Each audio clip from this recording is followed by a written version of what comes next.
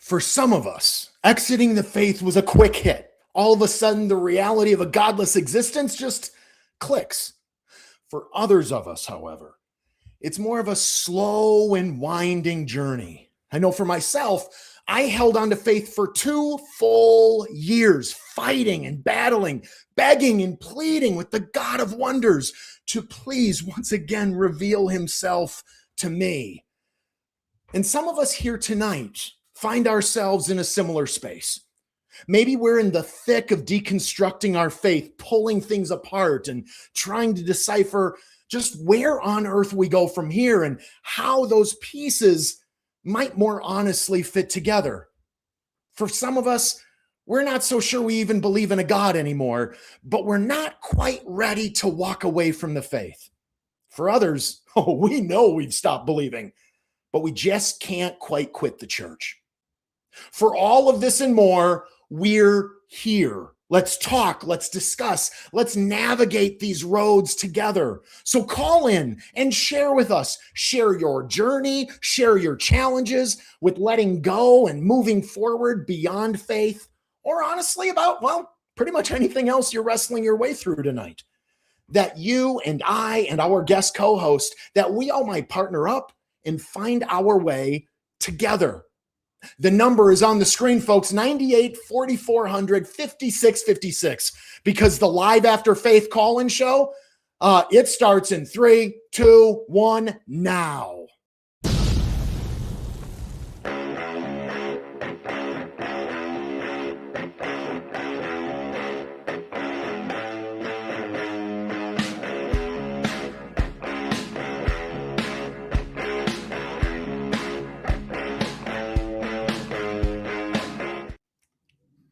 Oh, yeah, and joining me tonight, folks and family, former Christian pastor of 20 plus years, turned atheist, anti-theist, anti-faithist.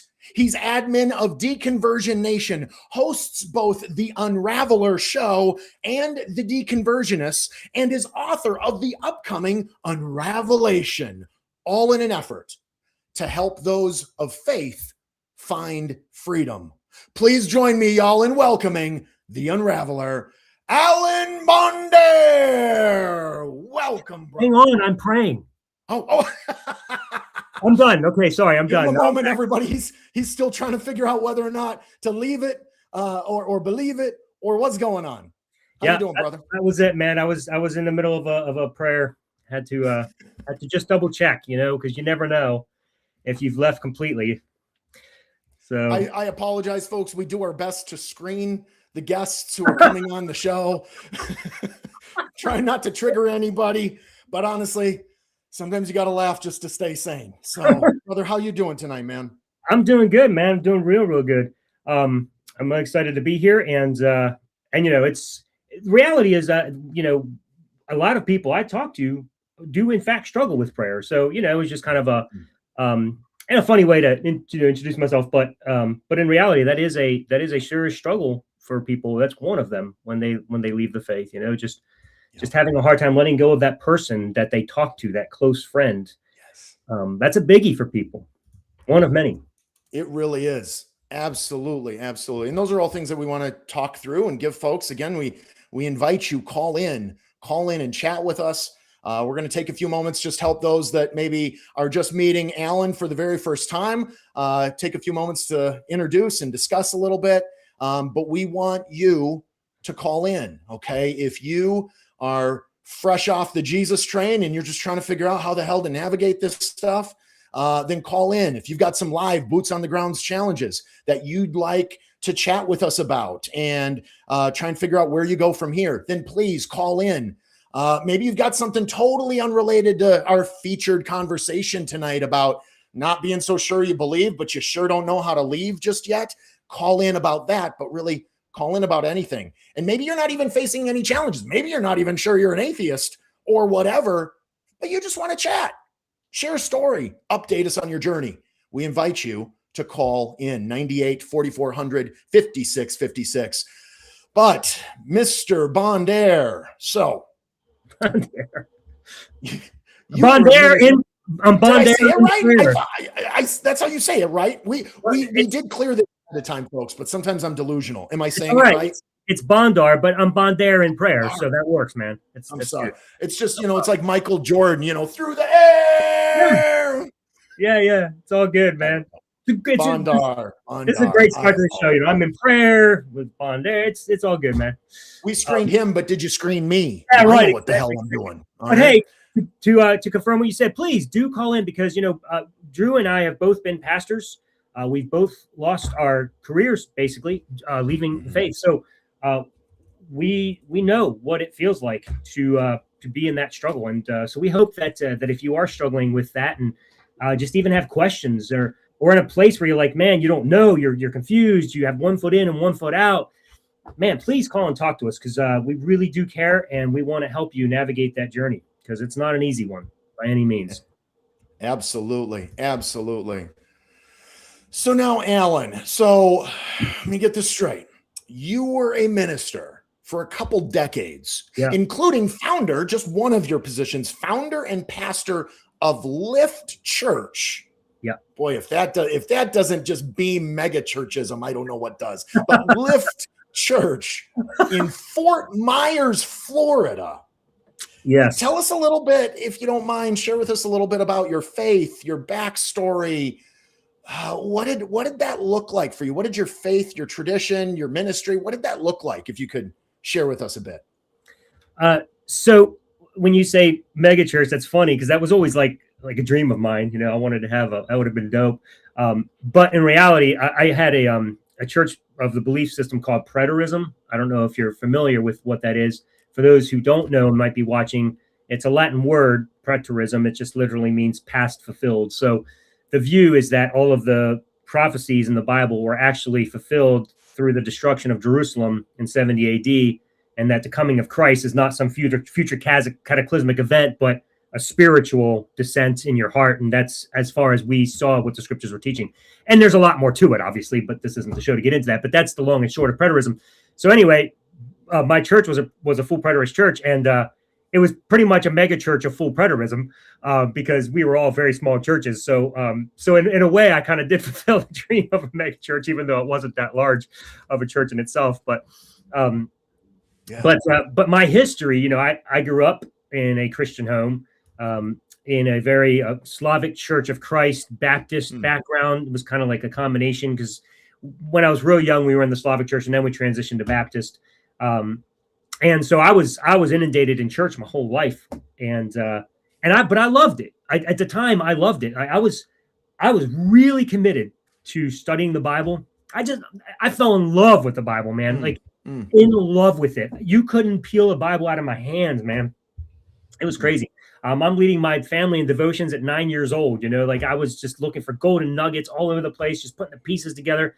And lo and behold, over the course of time, I moved away from Baptist and went through a whole bunch of different denominations and views until I finally landed on full preterism because through a lot of study, that's kind of what made the most sense to me because of the time text and the audience relevance and that sort of thing. But yeah, so describing that, eventually you landed on preterism, so you didn't always have that view. So did you ever have kind of almost the cliched opposite of looking towards the rapture and Christ is coming down in the cloud? Did you look towards that, or was that never really on your radar before you? Yeah, no. When I was a child, the rapture was a big deal. I was of the clan that we had to watch, the Thief in the Night movie and scare the shit out of us, as kids, to make sure that we were not going to take the mark of the beast and stuff like that. And so that was a big deal. And then I remember an incident in my house where the tea kettle was going off and I couldn't find my family anywhere. And I literally thought that they were raptured because I was walking around yelling everybody's name and nobody was coming. I fell in the kitchen and started crying. I was weeping because I thought I had missed the rapture. That's how bad it was. So yeah, I was definitely a part of that. It was a big deal. Luckily, my mom did walk in and I didn't miss the rapture. So that was a good news. But so that was, of course, instead of it being corrected in the theology, it was a lesson for me to learn from her that, hey, see, that's why you got to make sure you believe because you don't want to miss the rapture. So it just scared the shit out of me even more. But anyway, so yeah, I did have that. I had quite a few of those beliefs. So I was very dispensational in my theology growing up, but then went through Reformed and went all the way through New Perspective on Paul and Auburn Avenue. I mean, I ventured through all kinds of different views to try to land where Scripture made most sense. But it wasn't because I went to a view and said, "Hey, I'm just going to believe this view for a while." It was like through my studies, I ended up journeying through all of these without even realizing. And I was like, "Oh, well, looks like I'm Reformed now," and then, "Oh, well, looks like I'm here now," and just kept going. And when I became a full preterist, I remember it was through a night, like I pulled an all-nighter looking to try to make sense of a couple of texts that just weren't adding up. And I remember the next morning I sat, but it was, I sat back in my chair and I said to myself, "Oh my gosh, I'm a full preterist." I couldn't believe it. I was in utter shock. And then my next thought was, I'm the only one on the planet. I must be some kind of an idiot. Because I had no idea. I had no idea there were other preterists out there. Like I thought, literally, the only one I knew of was J. Stuart Russell, and I had read his book Parousia like 5 years earlier, but it hadn't persuaded me completely at the time. I was a partial preterist, but it hadn't taken me the full gambit. But yeah, that night was crazy. You know, I just I was in utter shock. I was like, "What in the world?" And then out of fear of being the only one and thinking I must be wrong, I studied for the next 4 nights, all-nighters in a row, just making sure. And those verses kept coming back, and so I was like, "Well, I guess I am." And then I jumped online, and lo and behold, thank goodness for the internet, I found a whole bunch of full preterists.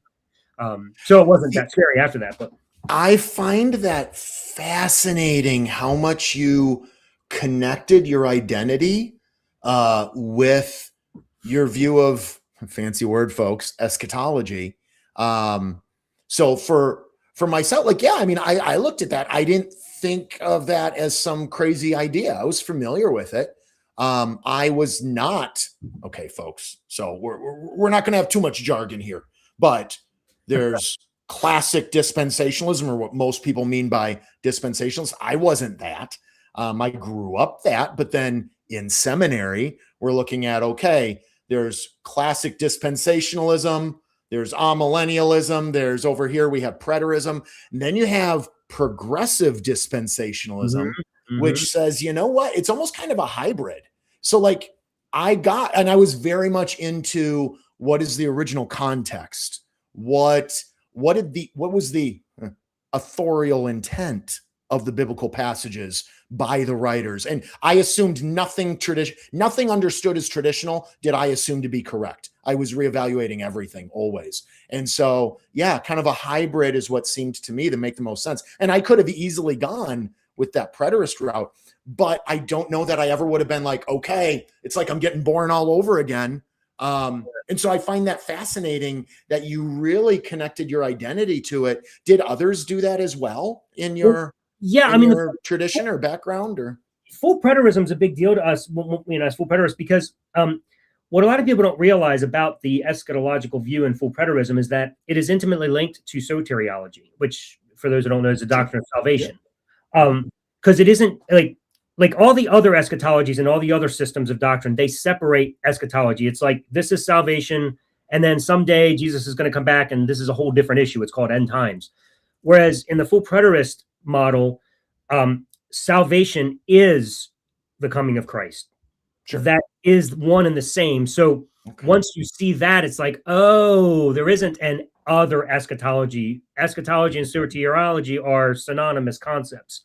Yeah. So that's why my identity really became attached to that, because I was like, wow, this is my life. This is salvation. This is Christ himself living in me, now in the current time. So yeah, I mean, I fell in love with it. Theology has always been a big deal to me, because that's how you know God, that was what I did. Well, it's fascinating. Here we have Skeptical Scott. Hey, good to see you, fam. Devoured Left Behind was 30 freaking years old. God damn it. I mean, this stuff, however eschatology, eschatology, soteriology, all of this, like it drives us. It's a bunch of big fancy words, but when you connect your identity with your faith, when you wed your identity to your faith, these things can very easily kind of become everything. And yeah, especially for pastors like us, which, hey, shout out to all y'all who are also former ministers. Call in, chat with us if you'd like. Okay. So we're the two of us, both former ministers, both former pastors. And so, yeah, call in and chat, everyone. One thing I'm curious of for you, Alan, is, okay, so the way sometimes I get hung up on these stylizations. Okay, so Lift Church. All right, one more question about Lift Church. All right, I noticed that the word lift is in all caps. Was it an acronym? It was. Okay, give it to us, brother. What was an acronym for? The acrostic was love, integrity, freedom, truth. Wow, that sounds about as evangelical as anything I've heard today. Those were the four values of our church. So that's how we came up with the name. So share with us a little bit about your exit. What did that look like for you? How did that go? When was it? When, where, how long?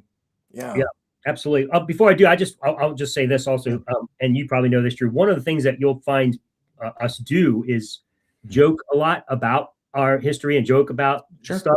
And the reason I do that anyway, and I think you probably do too, is it helps alleviate some of the pain actually from all that the years that we invested in it, because to me, it's like, if I don't make light of it, then I feel like the weight of the world is on me, because I've spent so much of my life doing something that I didn't find, worth my time. So it at least gives me something to laugh at and make better of life. So anyway, so if you hear us joke about something and it comes across, insensitive, I apologize for that, because that's never my goal.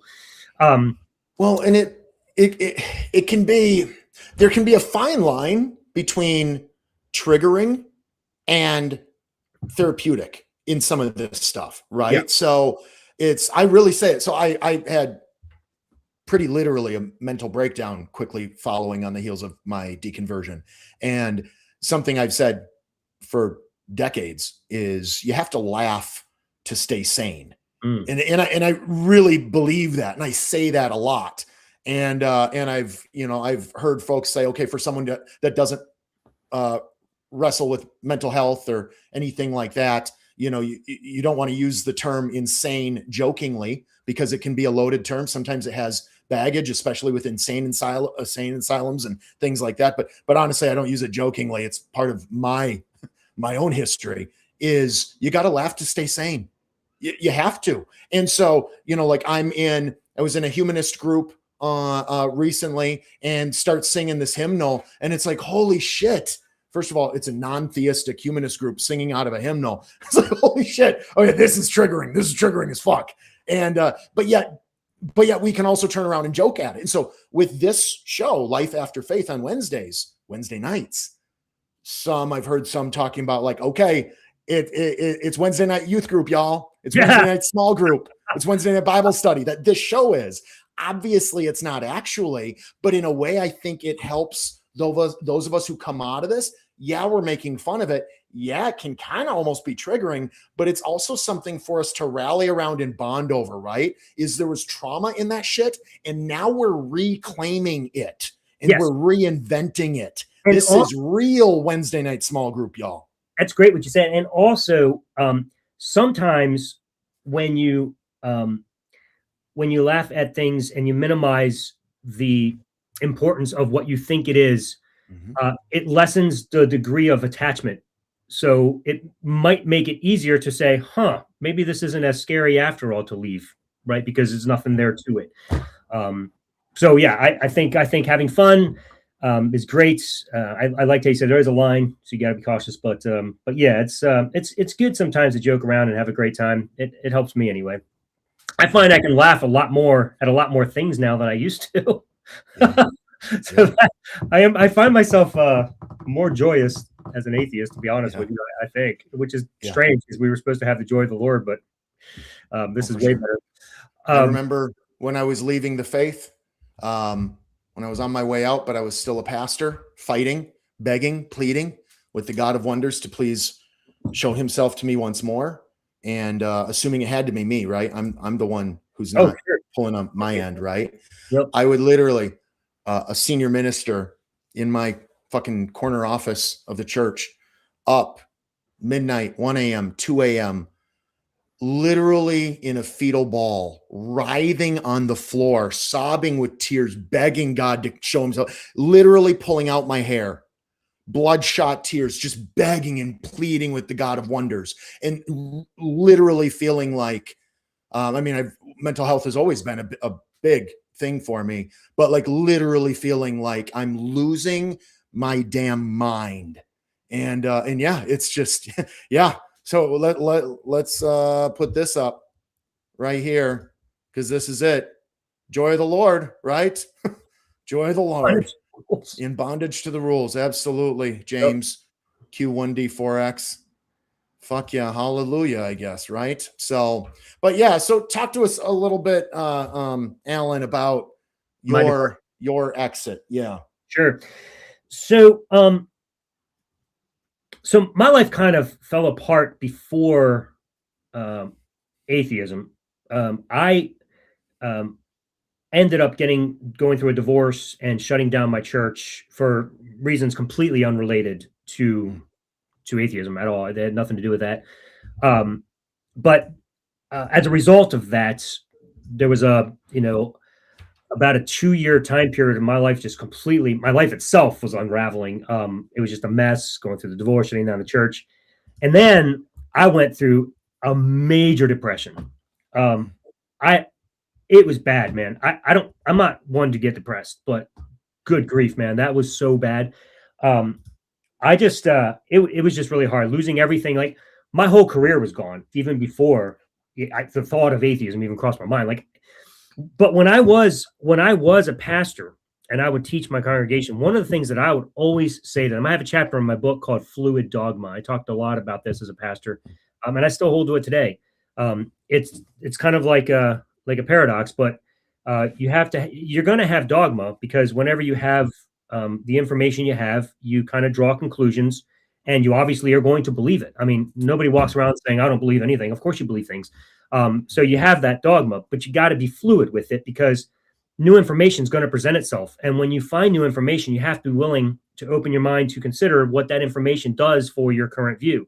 And that's what allows us to keep growing and keep changing our mind on things. So that's how I always lived my life. And that's how I ended up as a full preterist and then ultimately an atheist. But I would just tell my congregation that you always have to have fluid dogma. And I said, as firm as I am in my belief in God, if it turned out atheism was true, I would absolutely be an atheist, because there's no point in living a lie. Like, what's the point of that? Like, why would I continue to just pretend to believe in God if it's not true? That would benefit me in no way, shape, or form. I might as well cut my losses and say, hey, this is what life really is then, and I have to figure it out, because living that way is pointless. It's useless to live a lie. So I would always teach that. But in my mind, it was a way of confirming how much I truly believe in God, because if I was willing to let go and yet couldn't, I knew that I was a true believer and he was holding on to me.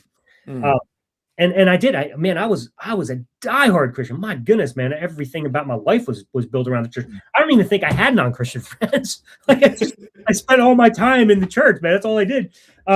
Which is kind of a shame. I should have had non-Christian friends. I mean, I went out and hung out and met people and stuff, but like didn't have any real close friends that weren't Christians. At least that I can recall. But anyway, so I had gone, here I am in my depression real bad. I had to move in with my parents at, 42 years old. Cause I was an invalid, man. I couldn't stand on my own 2 feet. I would just collapse all the time. I was so bad, man. I couldn't get out of bed. I didn't want to do anything. My mom had to like drag me out of bed just to feed me. It was really, really bad for a long time, man. And then I remember just laying in bed one day and just saying to myself, I was like, I can't do this anymore. I can't just sit here and decay.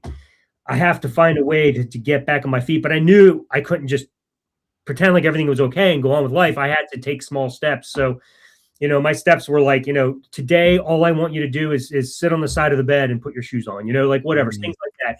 Yes. Today, you just need to take a shower, man. Just little steps like that. Today, just go for a walk, and then next thing you know, I'm doing runs, and I'm doing a 5K, and then I'm invigorated and I'm working out, so I'm starting to come to life again, and all the while I'm praying through this whole thing. I am begging God to heal me. Because I mean, of course, I have all the guilt from the divorce and shutting down the church and all the things in my past, and here I am. I'm like, oh, surely it's me. It's all me. I've completely messed up. Lord, please forgive me. Please help me get back on my feet, please. And of course, I had every intention of being a pastor again because, well, I didn't know anything else, bro. That was it. That was my identity. You said eschatology, but like my identity was pastor. That's all I knew, man. I went to seminary for that. I went to college. That's it. That was from childhood. All I ever wanted to do was be a pastor. Like that was my whole life. So that was my intention too. So I was like, Lord, I'm going to get back on my feet and together we're going to do amazing things. We're going to plant a new church and we're going to save, so that was getting me back out on my feet and doing things. May I ask one clarifying question in there and then just tie it in and keep on rolling. But so, you mentioned your identity was as a pastor, and you mentioned, your career was always that, your education was that, everything was tied up in this. Was it at a point at this point where it was, like a stop loss? Like, was it like where, you felt like you had to keep going for, we'll call it logistical reasons, financial, career, things like, or was it also that you just truly still felt theologically, you truly felt like you were still 100% nothing without Jesus? Like, to what extent was it the two wrapped up, or was it one more than the other? It was. Do you get what I'm saying? Is the question clear? Yeah. Yep, very clear. It was the latter. It was just it was my passion. It was my heart. That's all I ever wanted to do. And so I was committed to that. I had gotten a job at USPS delivering mail. So finances weren't an issue. I finally, I had to drag my ass to work. So I was doing that, and then I'd come home and jump back in bed. So anyway, I had a job. So the good news was I was thinking, okay, Lord, you've already given me this job, so I can plant this church and not have to worry about finances this time, that kind of thing. And I was like, I planted a church before. I know what it takes. I can do this again, But I will tell you this, it's your energy level at 42 is a lot different than at 30. so I found it a little bit more difficult. Oh, fucking hell is it? It was at 30. That second time around, I was just like, man, I don't know if I can do this, Lord. You're going to have to do a lot more work than you did the first time around. Because, boy, it was a lot of work to plant that church. And looking back, I realized why. I'm like, well, obviously there was no God or Holy Spirit actually doing anything, which is why I had to do all the freaking work. Me and the crew and my staff that worked with me. I mean, I had great people surrounding me. So by no means did I do it myself, but everybody involved, we just poured our lives into this thing. And somehow when I first went off to seminary and started preparing, I really thought it was going to be like, okay, just stand here. I'm an empty vessel, and Lord, just do the work, and that the Holy Spirit would just get it done. It would just pour out of you. And I'm like, holy fuck, this is a lot of, like, it's me. I'm working. Like, my elders had to fight with me just to try and keep me contained to 70 hours a week. Like, it's 80, it's 90, it's 100. And I was under a vow of poverty. Like, I was intentionally not making money. Like, it's just, but you don't realize that, right? I know, man. And then you go in and you're like, fucking hell no, this is all me. Yeah. It's crazy. My brother-in-law at the time had to, he literally forced me to go on a cruise with him because I hadn't taken off a Sunday. And I don't even know how long. I was like so burned out, man. Like, just utterly burnt out at one point. And like he had to talk me sense into me and force me to start taking days off and stuff just so I wouldn't burn out. But yeah, I mean, we pray and heavy duty prayer, like hour-long prayer sessions together as a team. The Lord's going to work, and you say amen. It's like, all right, who's going to do this and who's going to do that? It's like all task oriented, like nothing. He never did anything. There was no God showed up to do anything. We all had to do all the work. It's amazing how that works. It's amazing how marketing is the only way to get people into your church too. Apparently the Holy Spirit doesn't drive people to you. You have to market them and invite them and go to parks and hand out water. And it's amazing the amount of work, man. It's nonstop. It's like planting. It's like starting any business. There's nothing different about it. So anyway, that finally put you over the edge. Or what's that? Oh yeah, yes. Let me get back to that. So I'm doing these prayer walks and prayer things, and I'm meeting with counselors now. I have a Christian counselor, and I'm meeting with my parents' pastor, and of course, the Christian counselor informed me, and her thoughts to me were that The reason that I was struggling and so depressed and having a hard time was because I got divorced, and that was a sin, and I should never have done that. She drove that point home, and made this whole deal that the whole point of marriage is not to be happy, it's to be holy, and you should never have divorced her for the reasons you did, and you should have just stuck with it no matter how unhappy you were, like stuff like that, dude. Just miserable, like just driving the sin factor into me, like the guilt and the shame.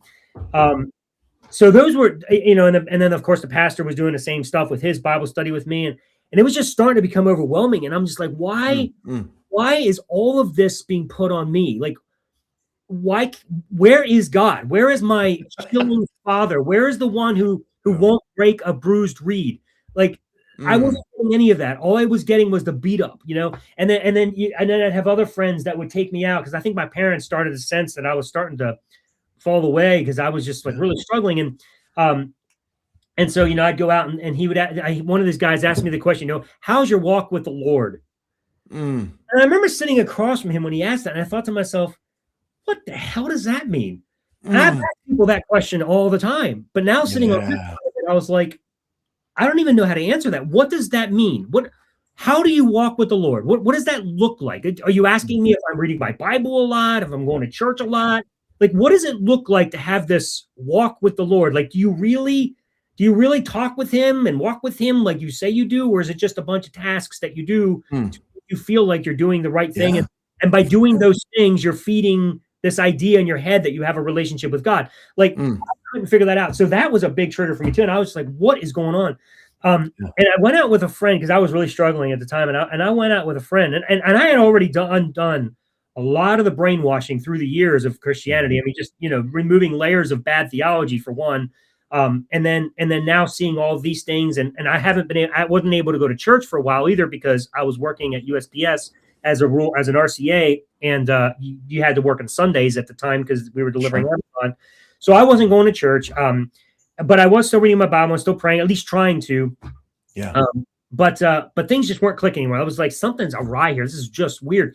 So I went out with my friend Jeremiah, and I remember he had escaped years before me and never told me. I was like, what? And he's like, man, he's like, Christianity is a mind virus. And that word stuck with me. And I was like, a mind virus. Holy. A mind virus. I was like, what? He was like, yeah. He's like, it makes you think you need this thing when you don't. And he was explaining it. I was like, whoa. And he's like, there's life outside of Christianity. And I couldn't believe that. So I thought about that, slept on it. And the next day I was going out for one of my prayer runs, man. And my parents had this nice long driveway. They live in the woods. Beautiful run every day. I loved it. And here I am. I got my headphones on, and I'm ready to start jogging. I'm doing my initial warm-up walk, and I'm doing my prayer like I normally do. And I'm in the middle of my prayer, and I just stop. And in the silence, just sitting there, I literally said out loud, I'm an atheist. Just like that, my faith was gone. And I didn't have to do anything but just let go of all the stuff that was told to me was true, that I had taken as fact without questioning. And now releasing that, and no longer just accepting something as true without having any sort of way to test it myself or see it for myself. I was just like, why am I believing this? There is zero reason to hold on to this. And I've been doing this for 40 years of my life. Or I guess it was 40 at the time. Maybe, no, it was 42. Yeah. So I was just like, that was it for me. That was the end of it. Just literally, God was gone. And I'll tell you, it was the easiest thing that I've ever done. It wasn't a hard decision at all. In fact, it wasn't even a decision. It was just like, I didn't have to, being an atheist is not something you choose. You don't say, let me think through all the views I'd like to be. I'll actually be atheist. You either believe a God exists or you don't. It's that simple. You're either A or not A. So I was no longer A, therefore I was not A. And it was easy for me to just say, oh, well, shit, I'm an atheist. And it was no question. It wasn't even hard. So what do you think? So for some, it does take a little longer, right? For some, there is this wrestling or whatever you want to proverbially call it, right? For some, they might be like, well, shit, I think I'm an atheist, but that sounds like a horrible idea. For yourself, not so much the case. What do you think it was? Was it that all the challenges you had already seen after leaving the ministry, that kind of just laid such a here's some triggering imagery, a fertile foundation that then those seeds are already planted? So once you got the idea, it was like, oh shit, well, of course, okay, sayonara, I'm out of here. Like, what was it? How was it so instantaneous and so effortless for you? All right, so I figured out the secret. I figured out what happened to me, but it didn't happen for a couple of years after that. But I know exactly what happens, and I'll tell you why it was so easy. And if you have a few minutes, I'll share this. Yeah. And this is let me jump in real quick, because I think I know where you're going, and I love it, and I want to go my there. book's about. Okay? So yeah. So I just want to remind folks, though. Okay, so we're getting to know some good stuff about Alan. So glad Alan's here to join us. We're having some good conversation, talking tonight about, maybe you're sure or pretty sure you don't believe, but you just can't quite leave, whether it's can't quite leave the faith, let go of Jesus or whatever your faith is, can't quite let go of that. Or maybe you don't believe anymore, but you just can't quite quit the church. Maybe it's the community. Maybe it's the pressure, peer pressure, family pressure. Maybe it's something else. We invite you, call in, chat with us. But honestly, if you want to chat about something else, that's fine too. Boots on the ground challenges are always prioritized over everything else. If you've got a challenge you're facing in navigating life after Jesus land, please call in, chat with us.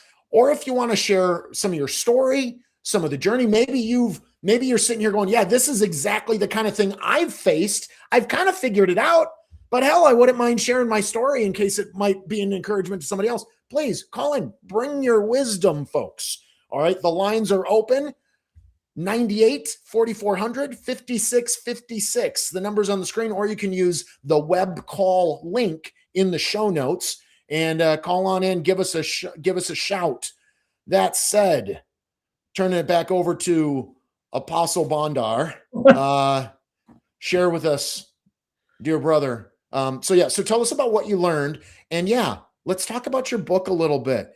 And maybe I'd like you to start with this, and maybe this is part of how you're going to say it anyway.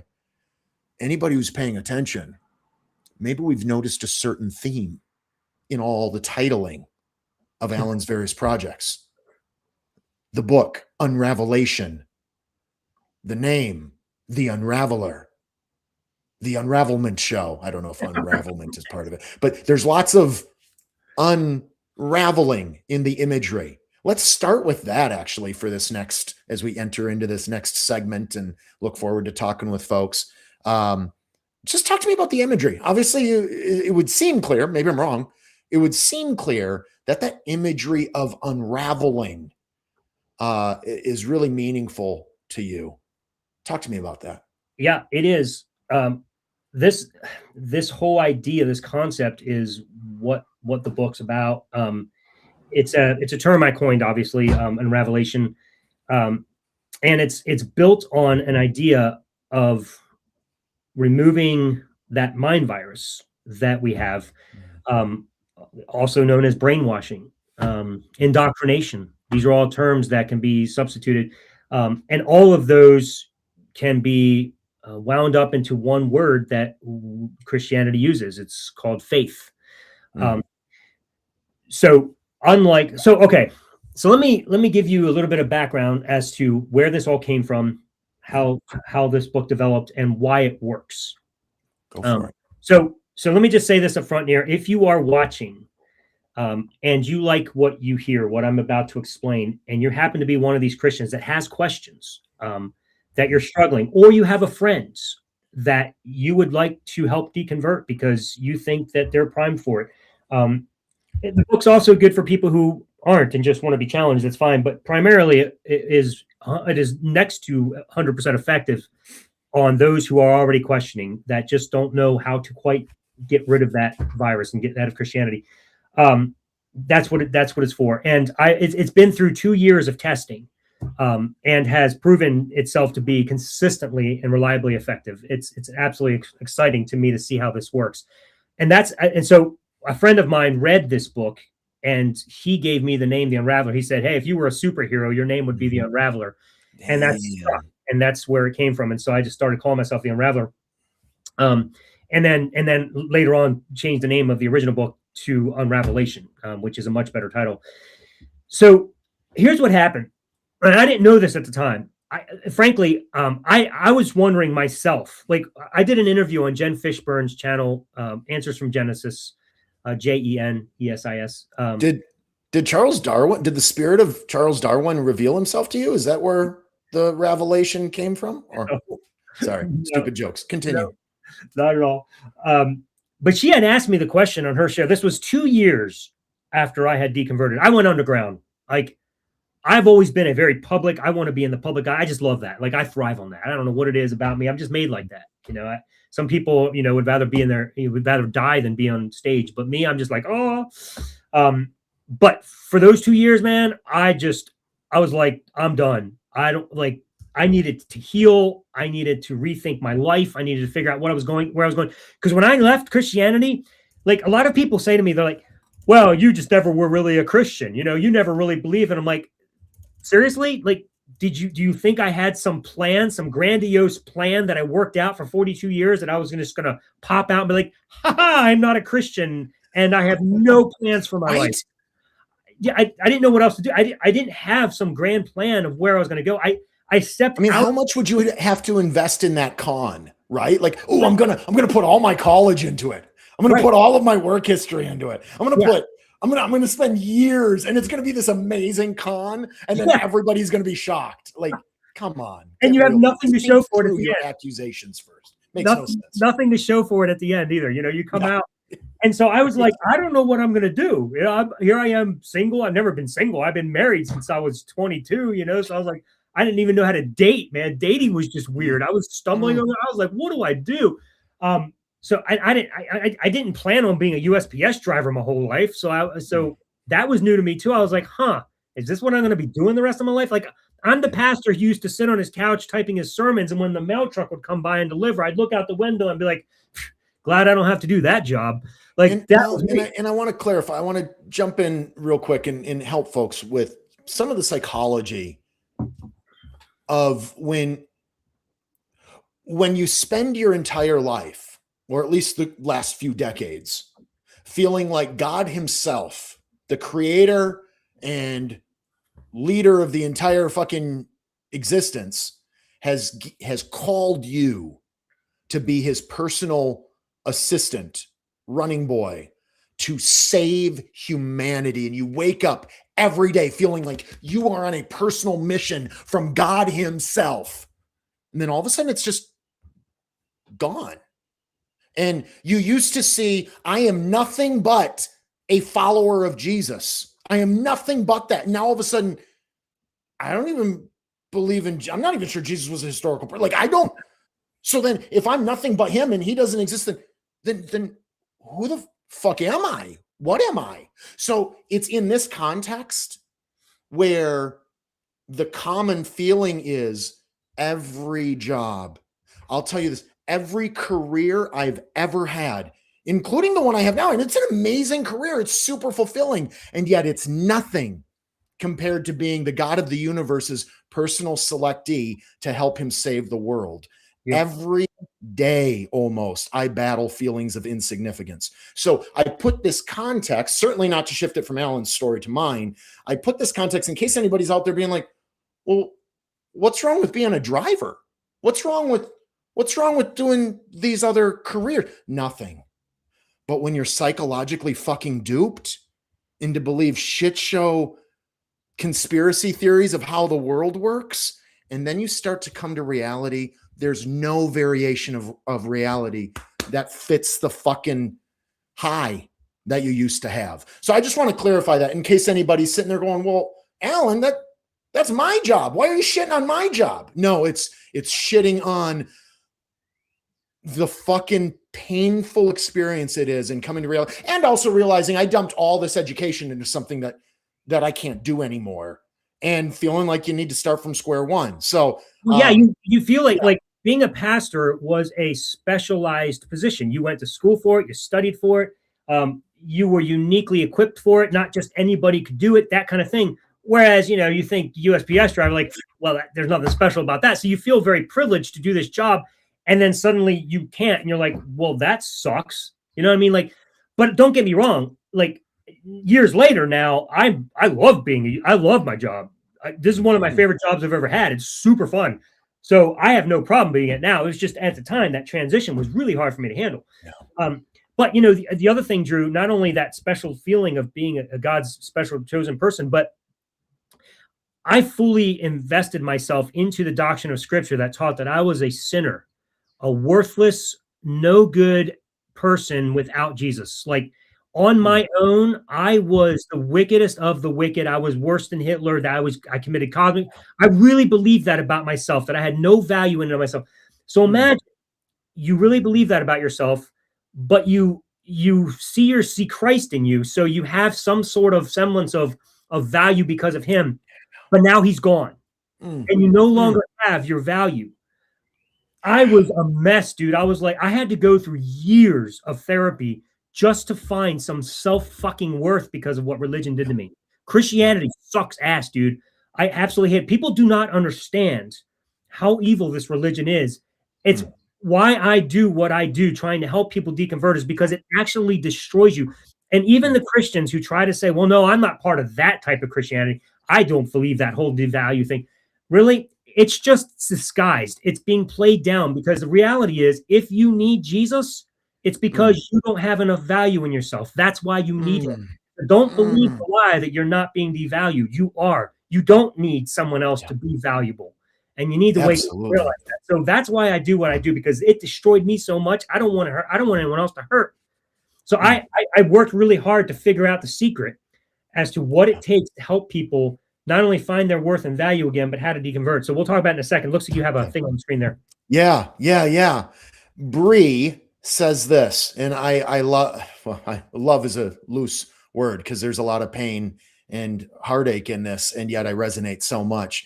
Bree says, oh, in my angry phase, I'd get so pissed off every time I drove past the Bible college I used to go to and racked up $50K in debt from it. My best friend lived near it, and I was there several days. So that was several days a week. Dude, and you're still paying it back, right? Without even being able to go. Good Lord, that sucks. Yeah. No, fucking brutal. Yeah. Well, and you know, as long as we're talking about like angry phase and just all of these very raw emotions, again, if you're feeling some raw emotions tonight and you just want to scream the words fuck into the etherverse, do it now. Scream it on here. We would love it. Okay. But call in. Okay. Do that again. 98 4400 5656, or hit the web call link. Real quick, I know we're on our way to talking about the book and all those things for yourself. Now you see yourself, you embrace, as I understand it, unless I'm wrong, you embrace the term anti-theist. And so a lot of us are atheist, meaning we're not theists. For myself, I have, you know, I have a little more soft kid glove kind of feeling towards theists and whatnot.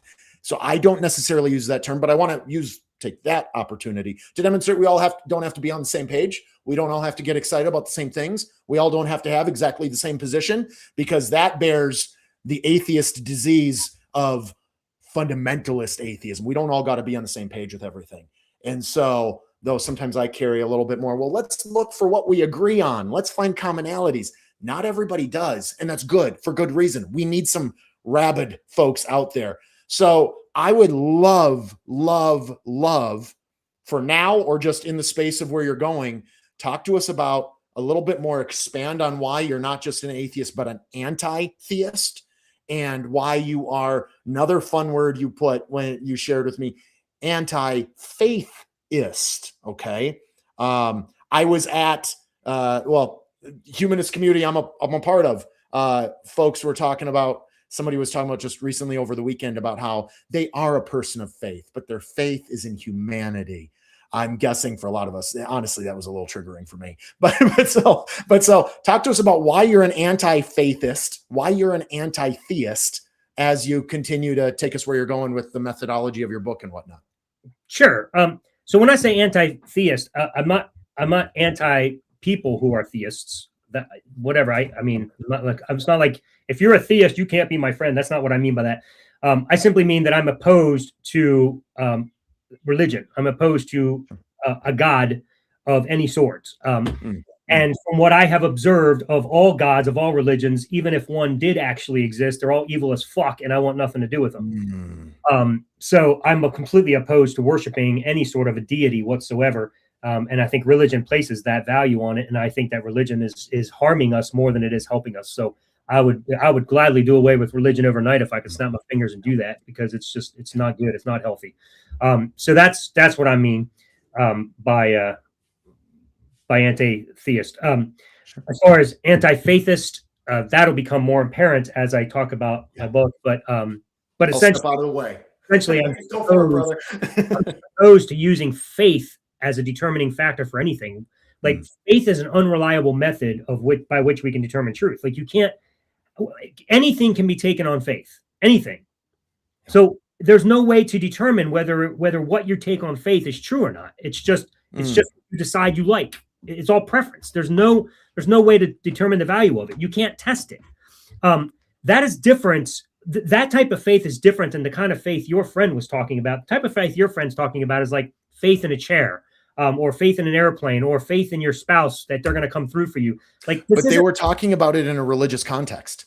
Okay, well, they were talking about it with like, I am a person of faith. Maybe they're confusing. I mean, I don't know, but like there are two different layers of faith. There's the faith that simply means confidence or trust, like, and it can be tested. Like you observe chairs, you can see how they work, and before you sit down in it, you have a confidence that it's going to hold you, because you've observed, you've tested, you know how they work. Even if chairs have broken, it doesn't matter. The sheer fact of the nature of the fact is that we know how chairs work, and by and large, they work the way they do. You can have faith in a person because they come through on a regular basis, so you trust them, you have confidence in them. But that's testable, that's observable, that's a different kind of faith altogether. I don't even like using the term faith for that reason. But really, religion's the one who stole faith. Originally, faith was just this idea of confidence. But, because it got stolen by religion, now we have to avoid using it.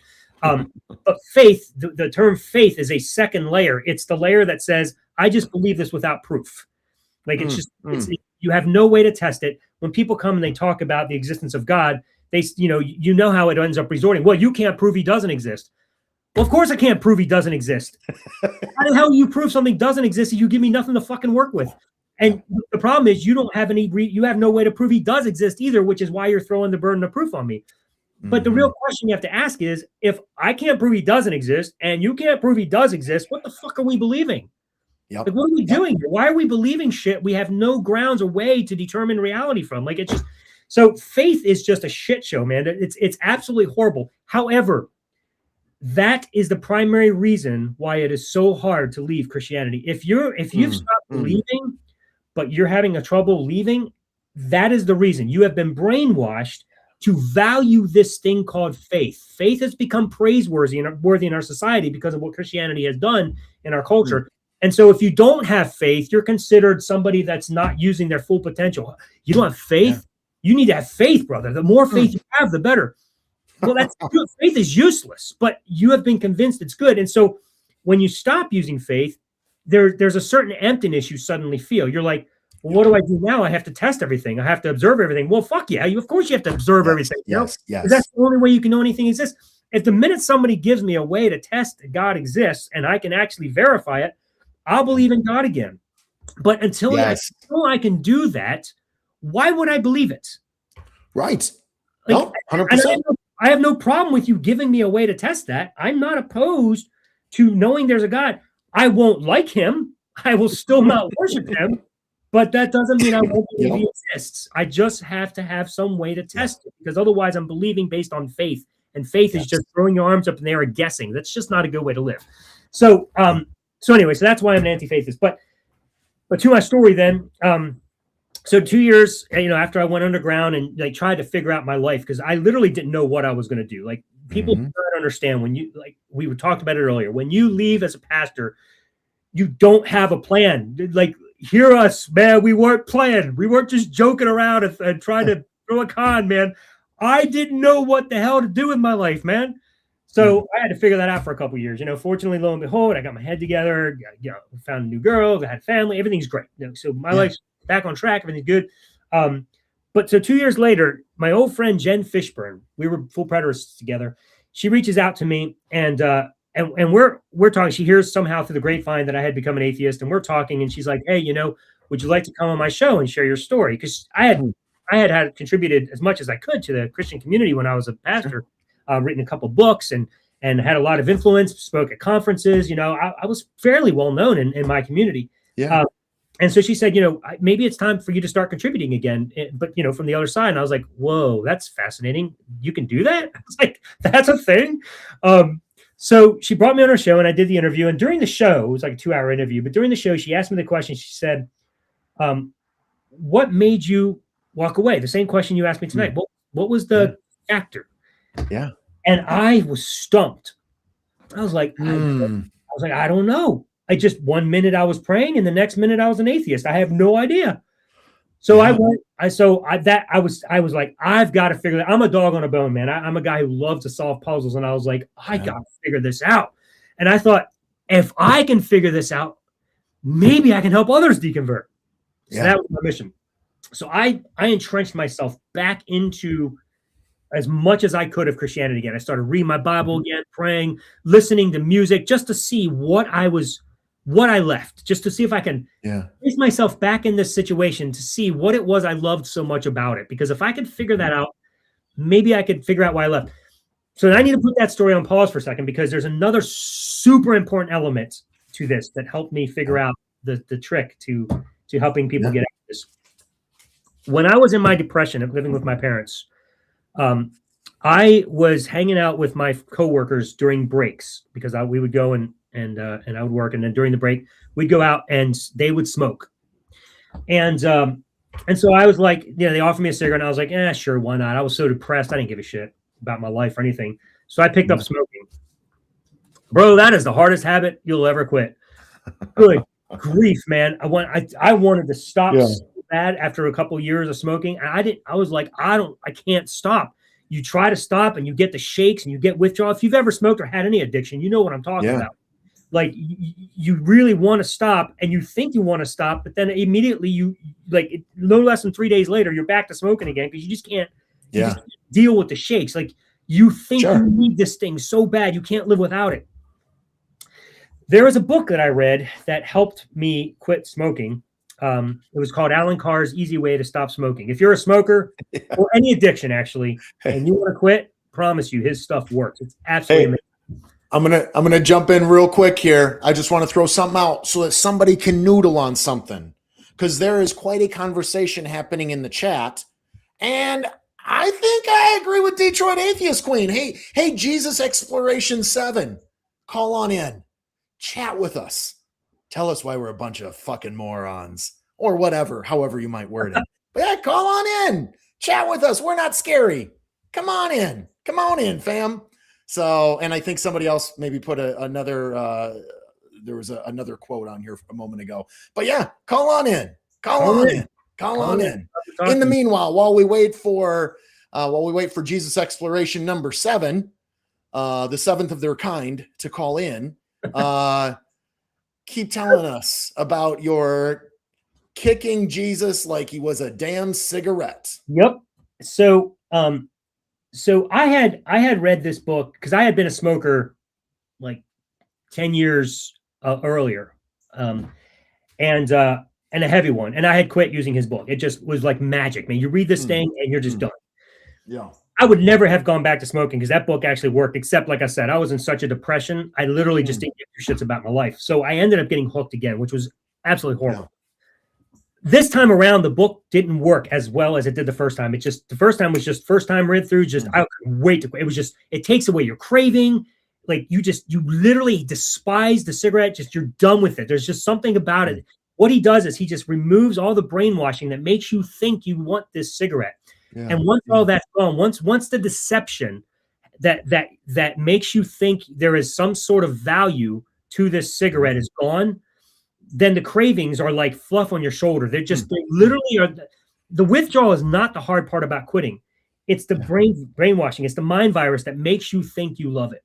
Once that's gone, it is not hard to not do what you don't want to do. Yeah. It just literally you finish that book.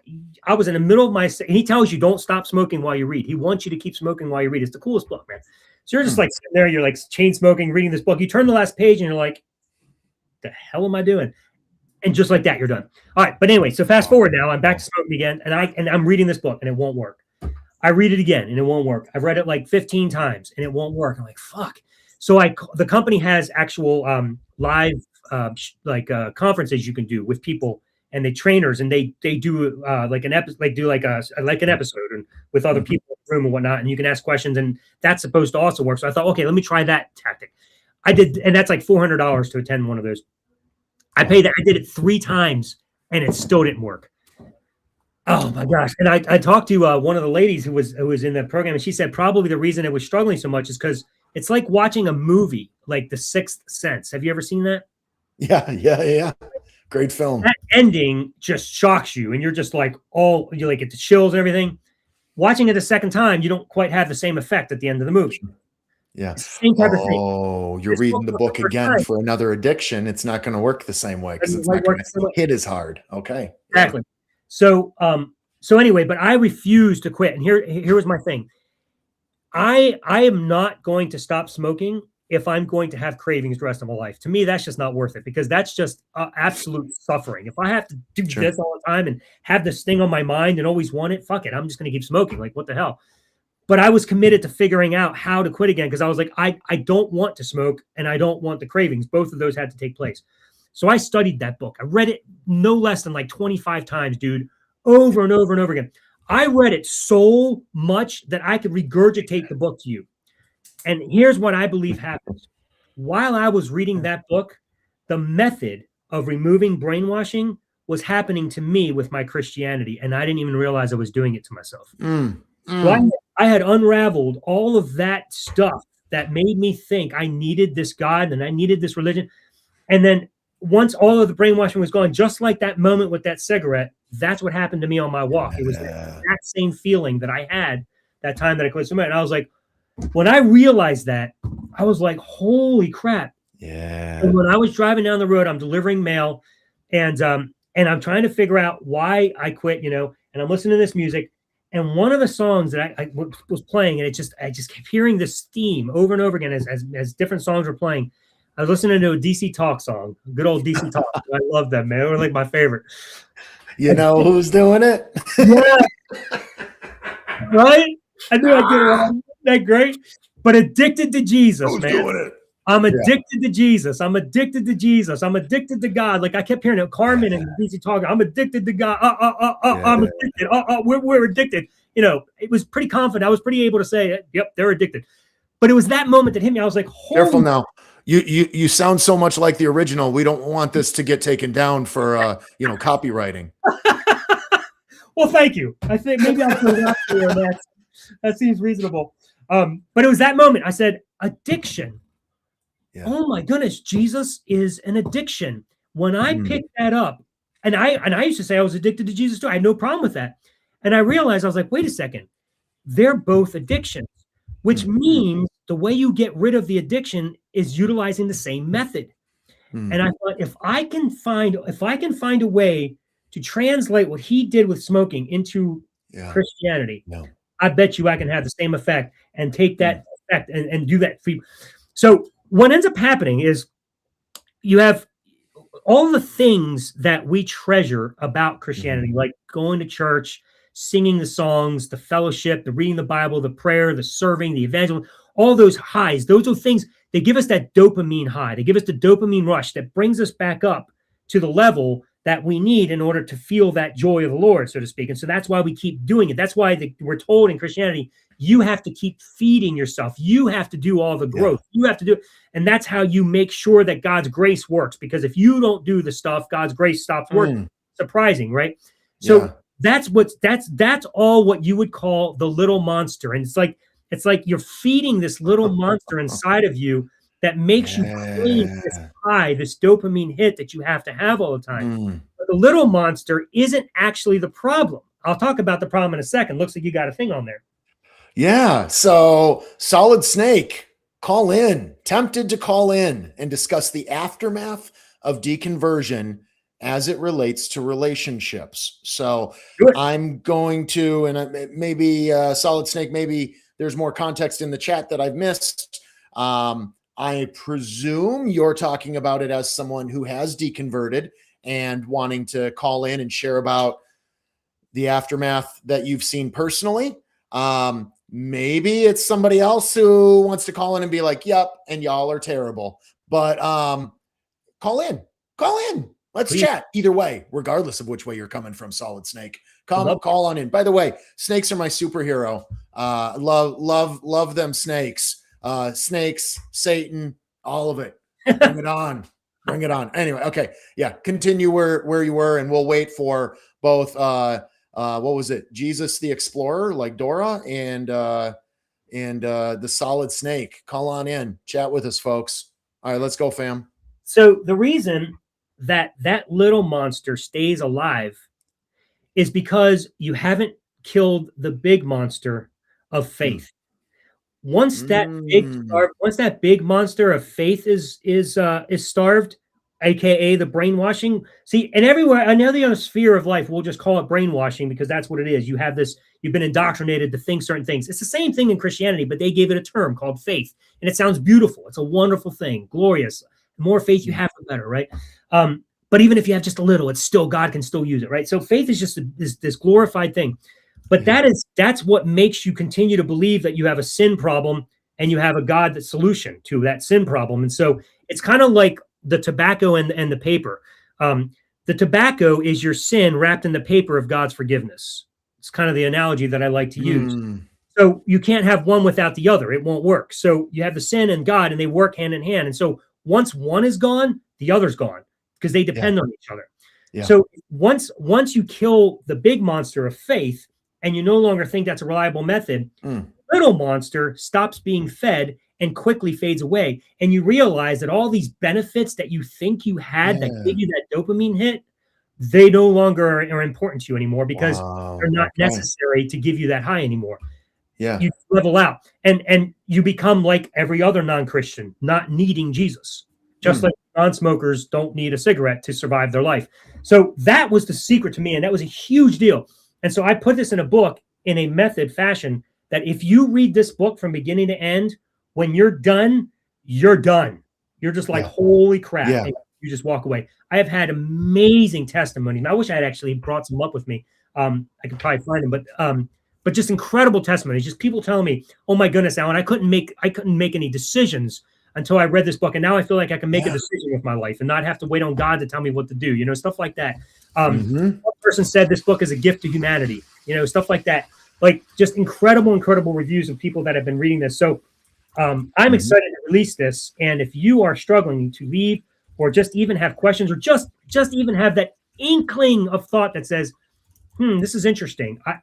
Even if I'm still a strong Christian, I'd be interested to see what this guy has to say, because what if you are wrong and you are spending your life living for a God that actually doesn't exist? You might be right, but you have nothing to lose by checking it out. If you're right, good for you. This is just going to strengthen your faith and you'll learn better about what an atheist thinks, and then you can bury us longer and better later. But in the meantime, test your faith. You're commanded to test it anyway. This is test your faith. Let's go. So here's what I'm actually offering today.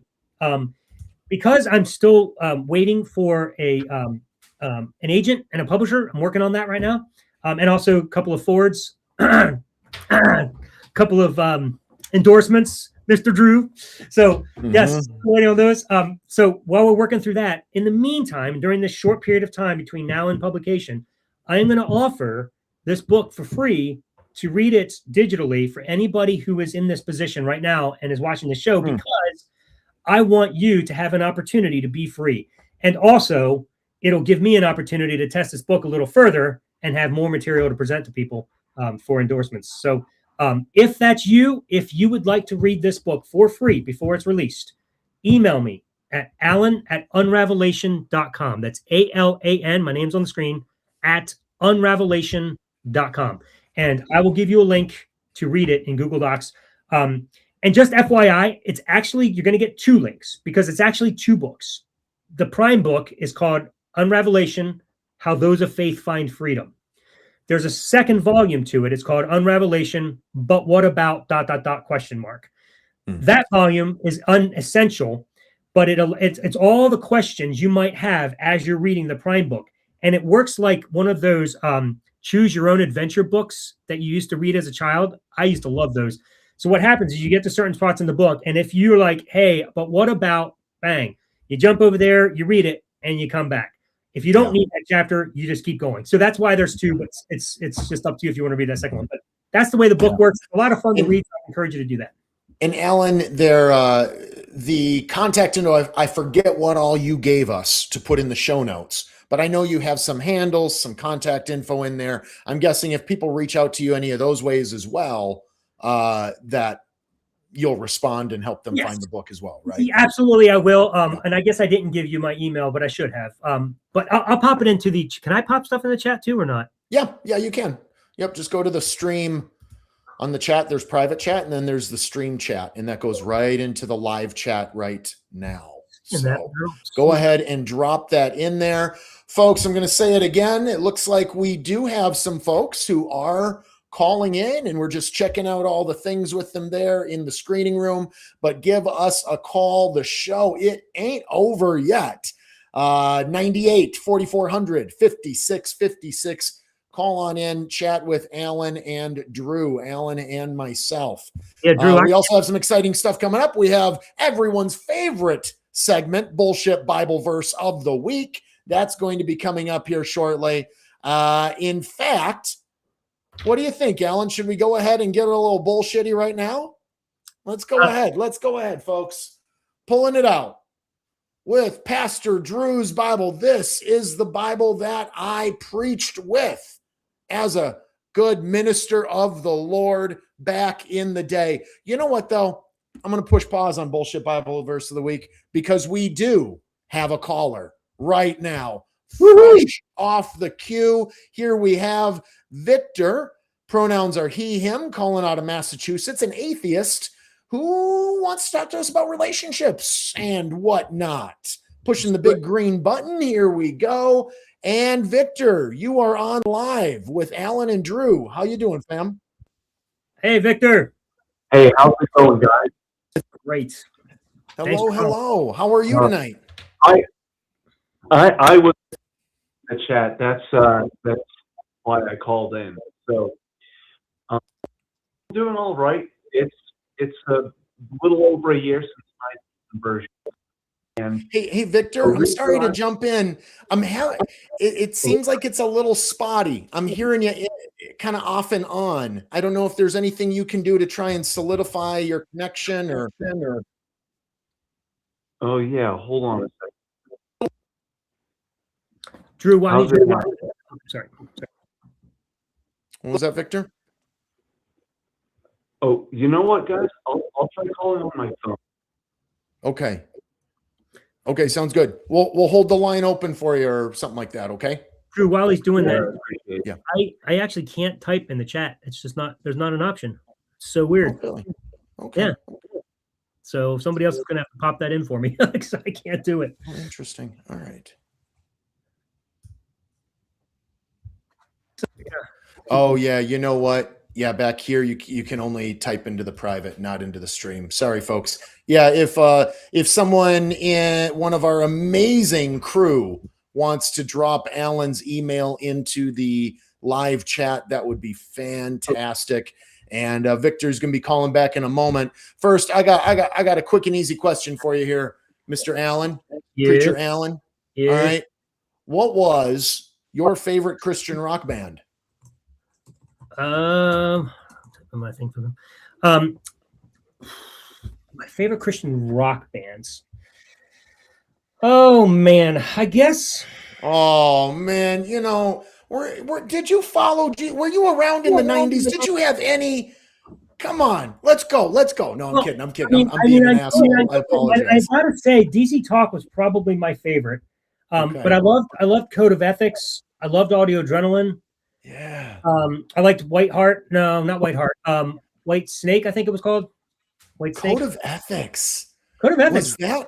I believe that was the one where it was like a one-man band. It was one guy. He did everything himself, and then he hired people to go on the road with him. I Yeah, believe you are correct. wild. Kind Yep. of like an electronic kind of vibe. And I'm like- Okay, hey, Victor is back. All right, Victor is back. Let's pull back in, pushing the big green button. Hello, guys. I am back, and I'm Hey, hoping that welcome back, Victor. Go ahead and How do I say sound let now? us know how you're doing. We'll see how you're coming through. great. Question was basically, how did your deconversion a bunch of your relationships in your life, and not just like marriages and friendships and things of that nature?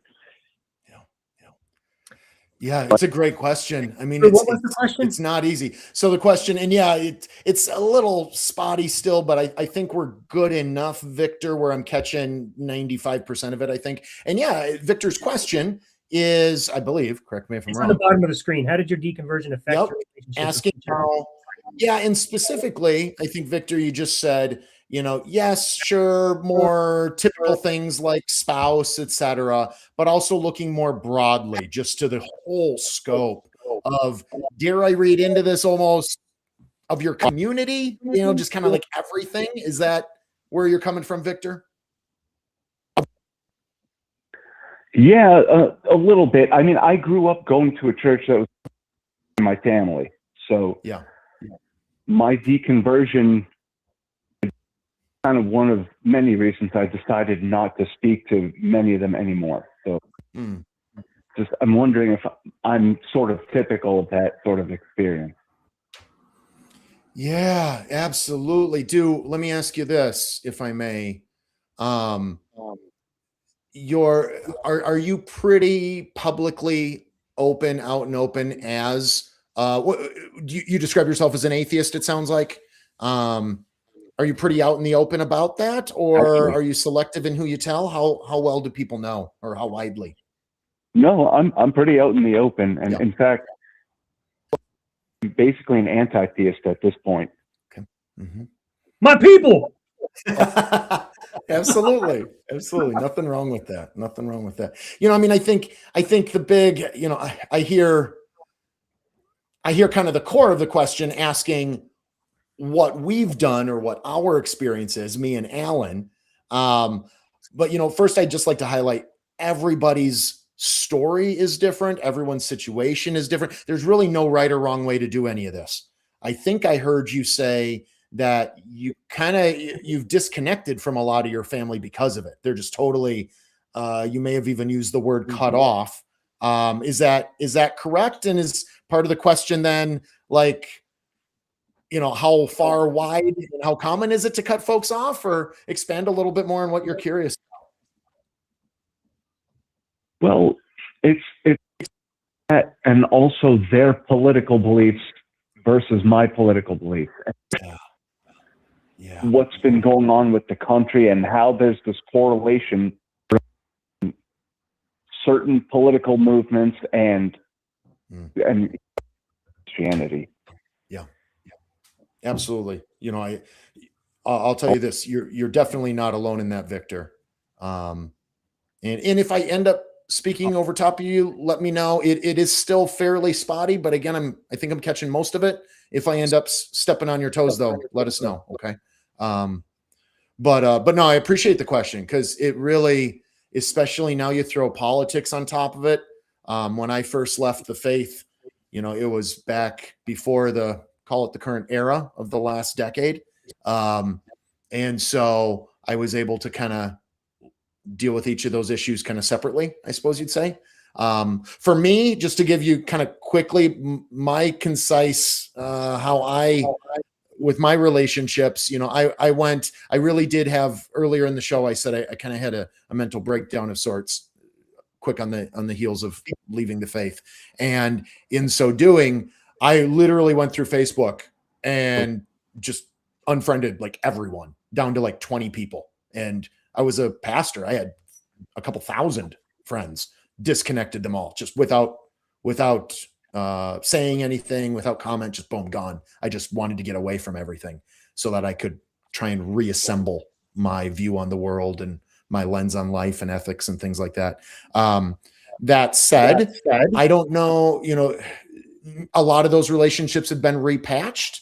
I kind of take it as folks have it. In other words, I let them lead a little bit. What are they comfortable with? By no means do I personally feel the need to talk about things of faith or faithlessness with everybody. If I know it's uncomfortable for them, I tend to not talk about it.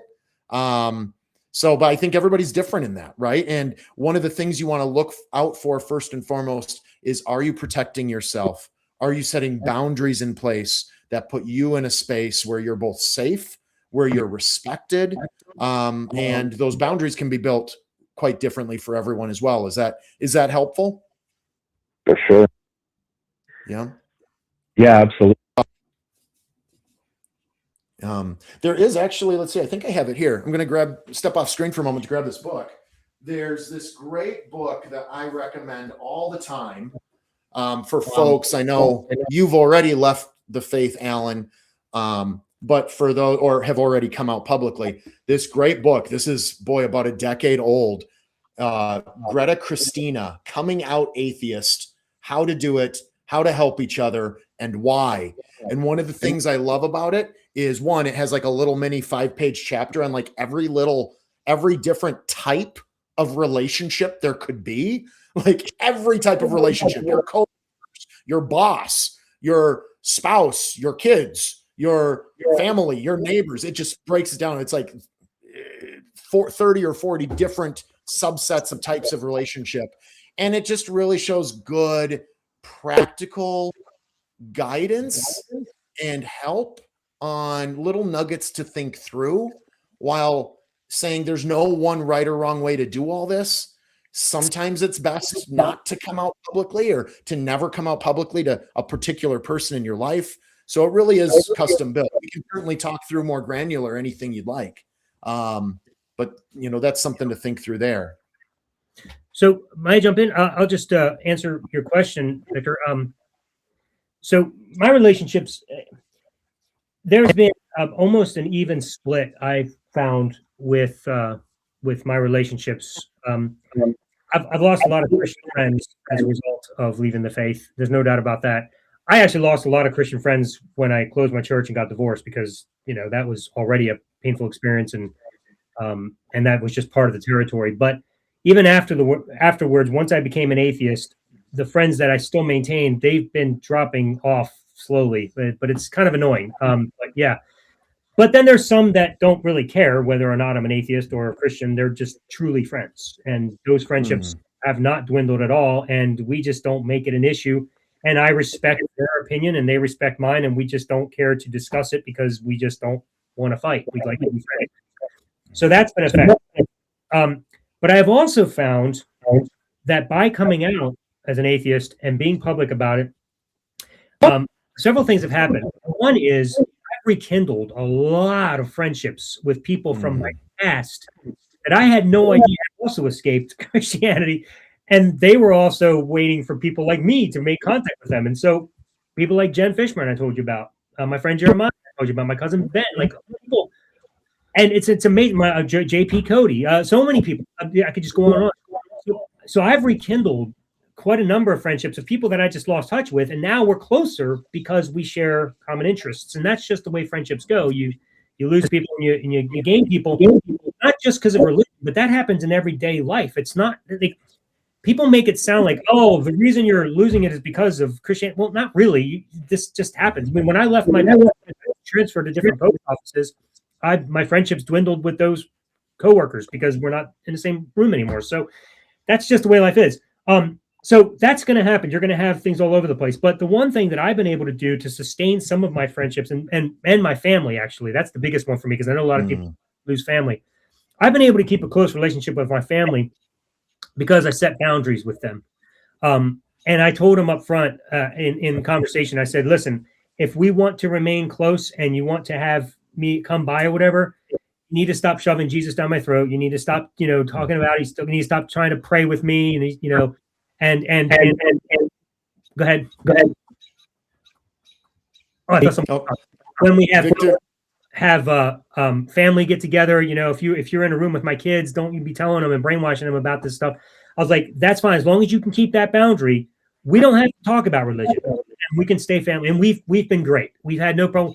Every now and then, it slips up, and we have a little bit of a fight, but we get right back to our rules, and we're fine.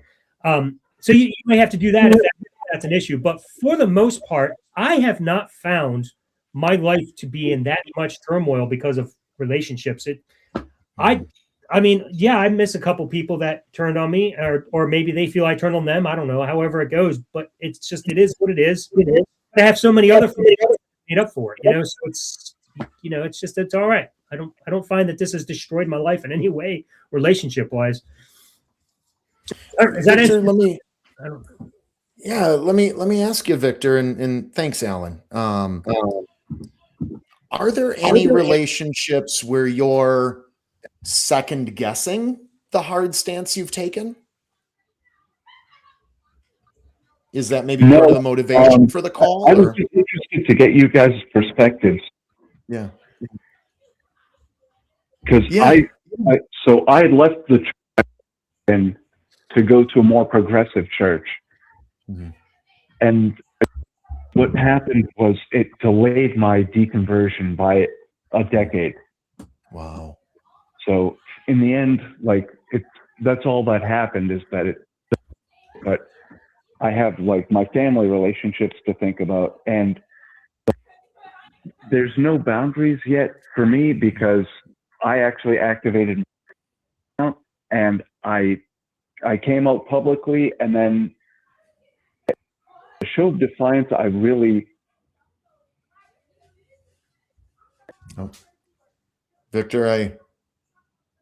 Victor, we might have lost. I'm assuming you're still there. It's just spotty. Oh, no, we lost him. Shoot. Victor, hoping you can still hear us. We did lose you, in case you're just now realizing that. If you want to try calling back again, certainly, we'll keep an eye out for you.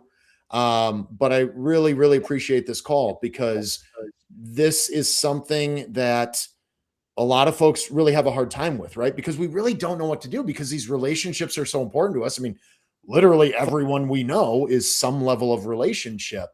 And look, one of the things that I have observed as a Christian, by and large, at least the version of Christianity that I embraced and lived out, boundaries was a bad word.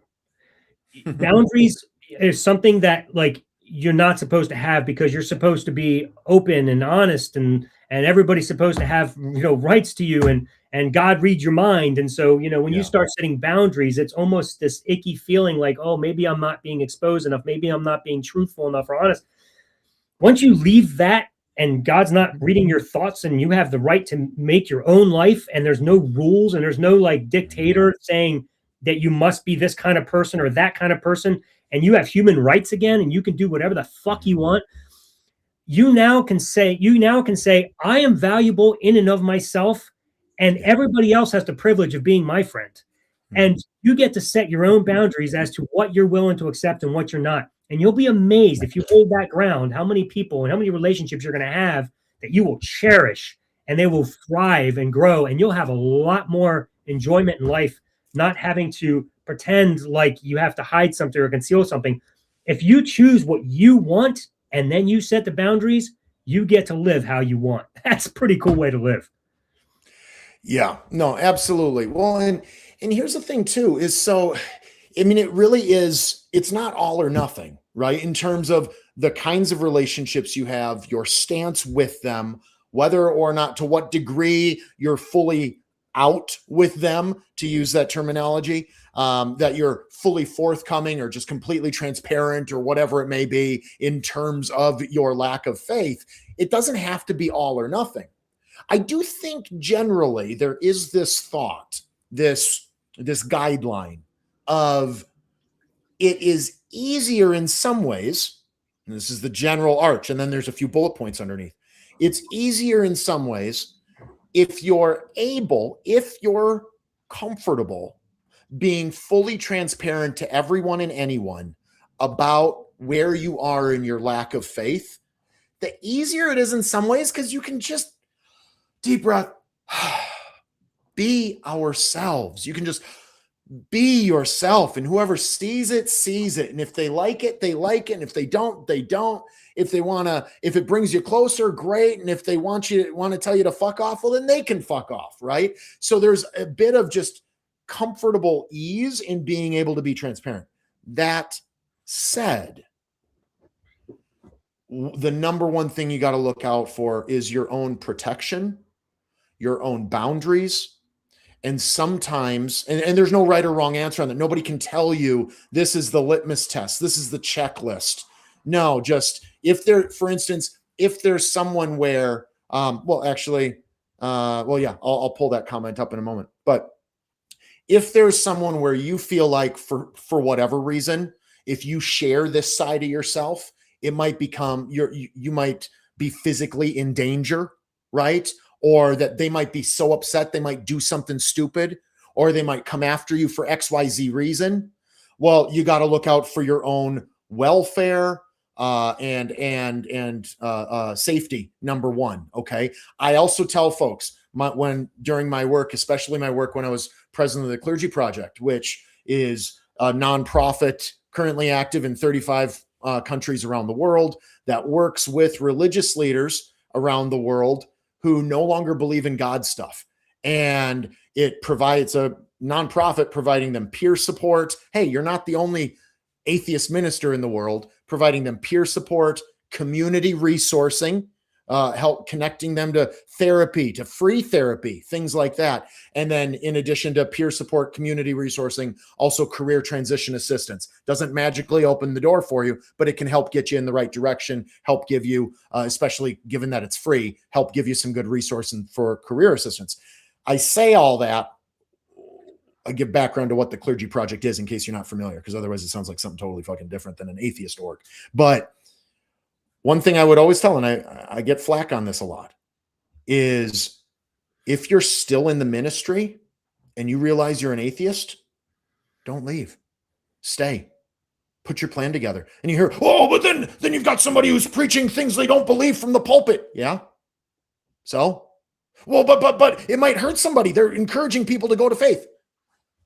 So you quit, and they put another person in there preaching the same thing. Whoa, it's dishonest. It's whatever.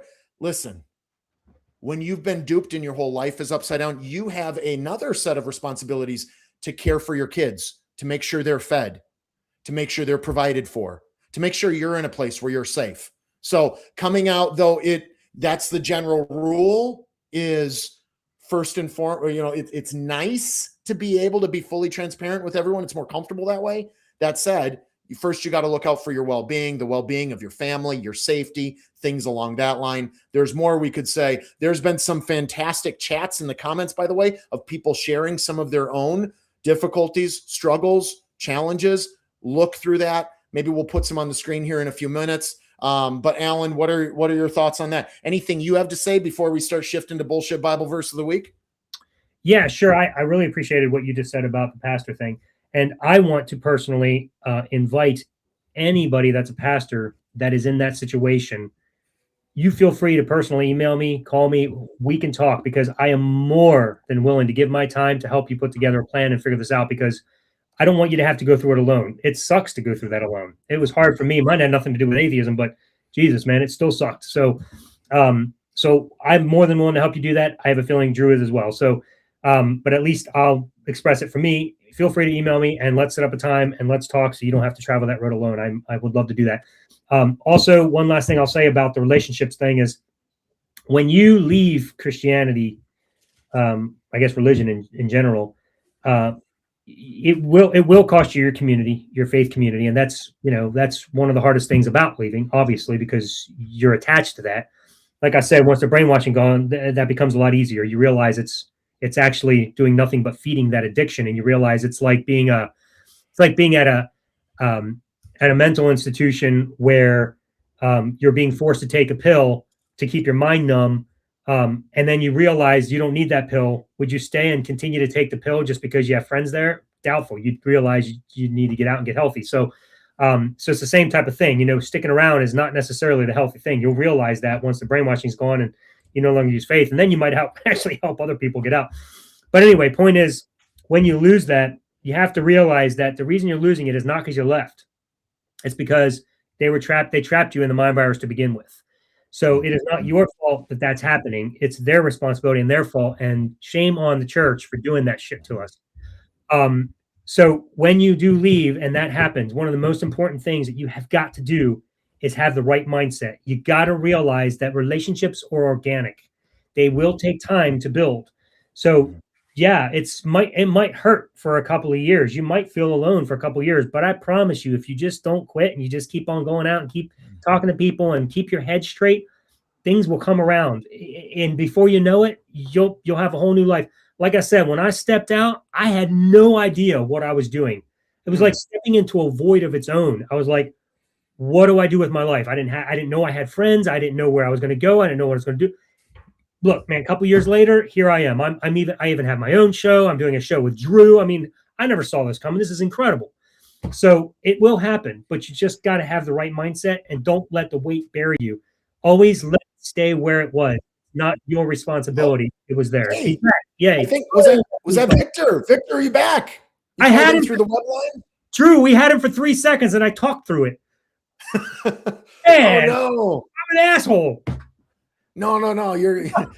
It sounds like you're speaking a little tongue in cheek, but just in case, you're an asshole. Let's see. Okay. Oh, sorry guys, no Victor. Okay, thanks. It was just a back of the house. I think it was a Phantom Victor is what it was. It was a Victor Phantom. But no, absolutely. Y'all, there's so much we could talk about in terms of building community. I mean, there's all kinds of things. And we're going to have featured conversations in the weeks and the months ahead. One thing we don't plan on doing is being a show where the featured conversation is the same 5 topics just on repeat. No, we're going to get granular. We're going to have conversations on all kinds of different facets of building community, as well as of being able to know, how do I come out? Who do I talk to? Talking about this, digging into this on a more granular level. Where do we go from there?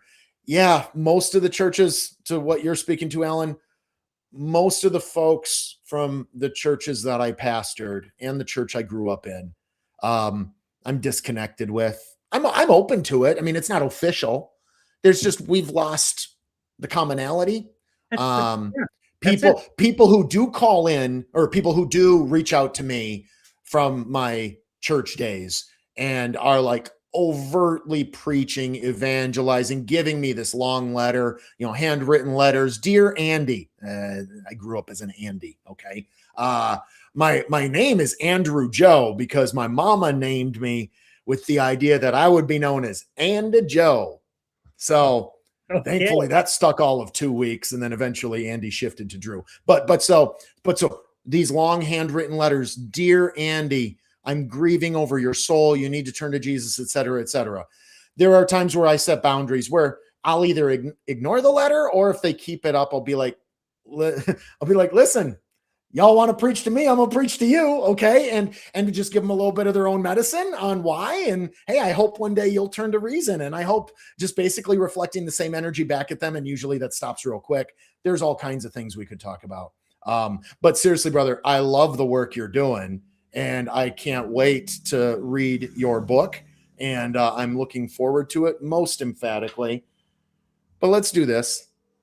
Let's take a moment. Bullshit Bible verse of the week. We wanted to pause it and talk to Victor a little bit. And Victor, I'm really glad that you called in, brother. And so this week's bullshit Bible verse of the week from the hipster Bible I used to preach out of. Okay. We are reading all the way from the Gospel of Luke, chapter 8, verses 26 through 29. Just one of 3 different renderings of this passage. The legion of demons and the flock of pigs, or the 2,000 pigs. Here we go. They sailed in the region of the Gerasenes, which is across the lake from Galilee.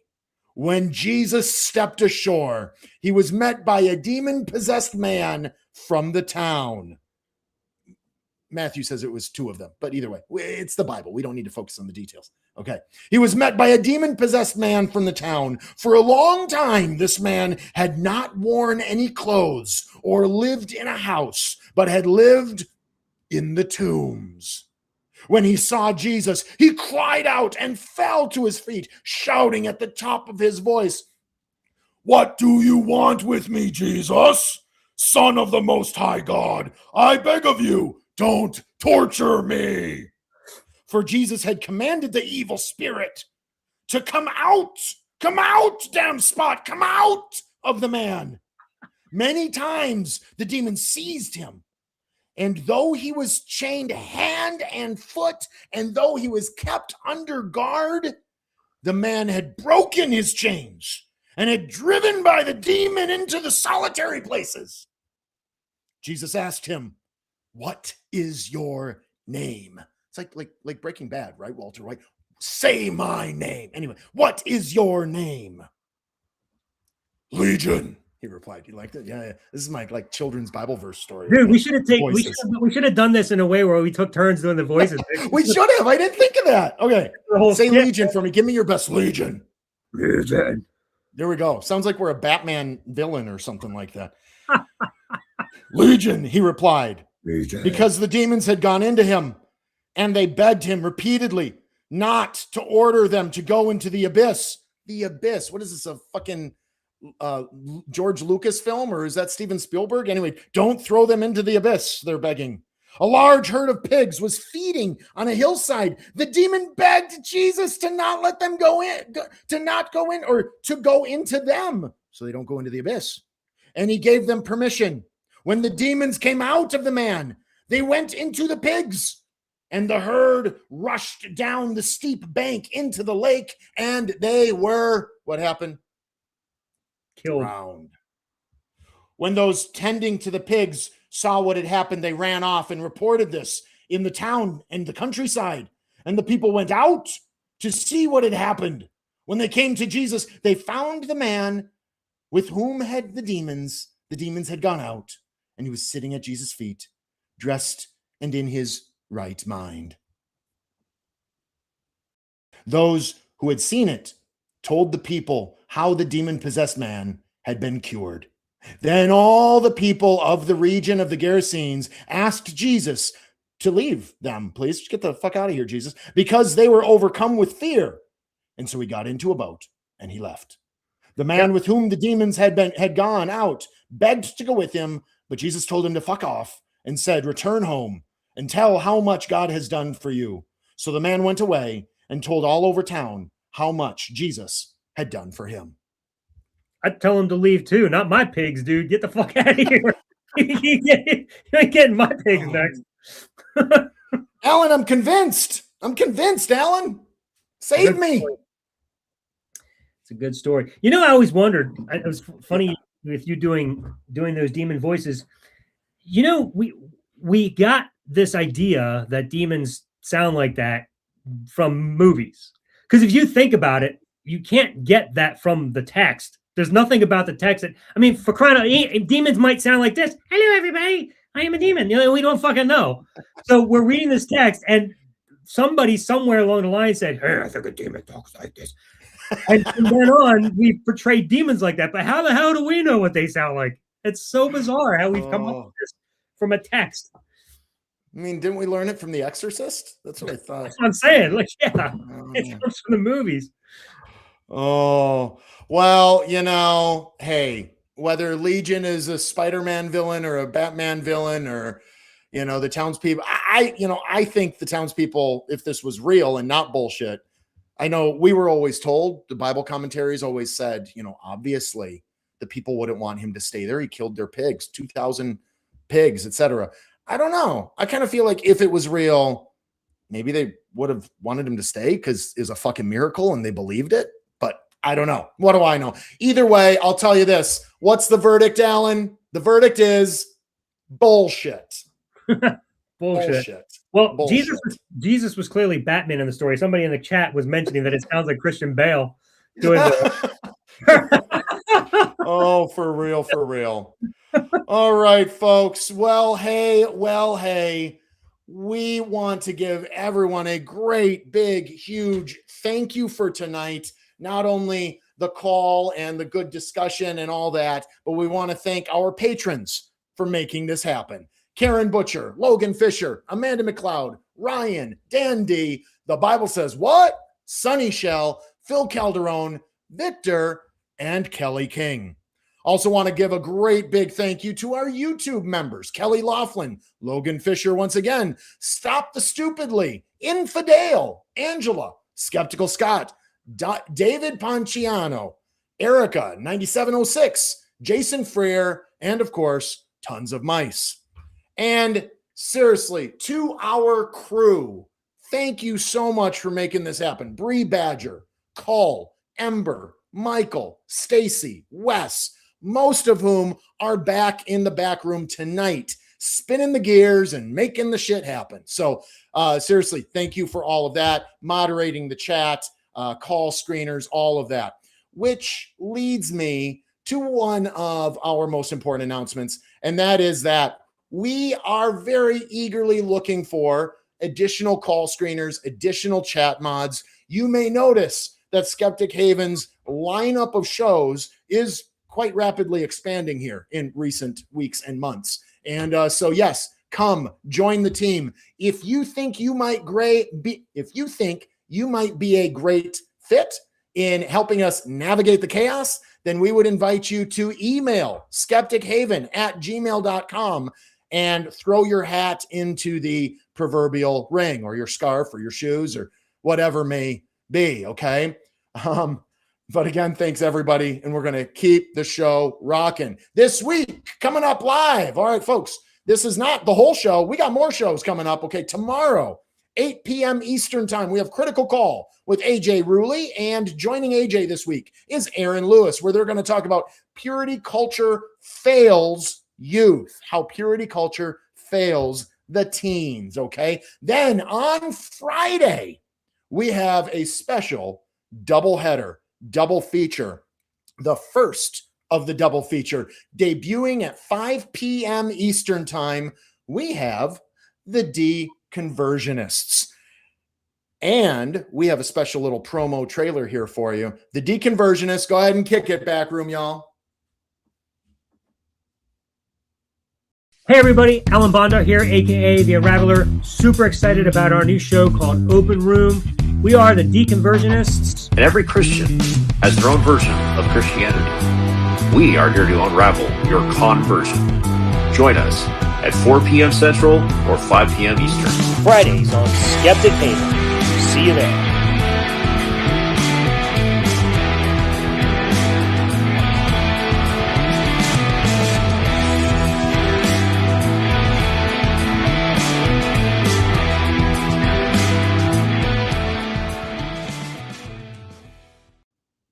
Holy fucking shit, Alan. Was that you? Wait, are you? That was you? Oh my God. All right. So the trailer was awesome. I'm super excited for this Friday's grand opening. Any words you have to share about the show that we didn't see in the trailer from you and Elliot?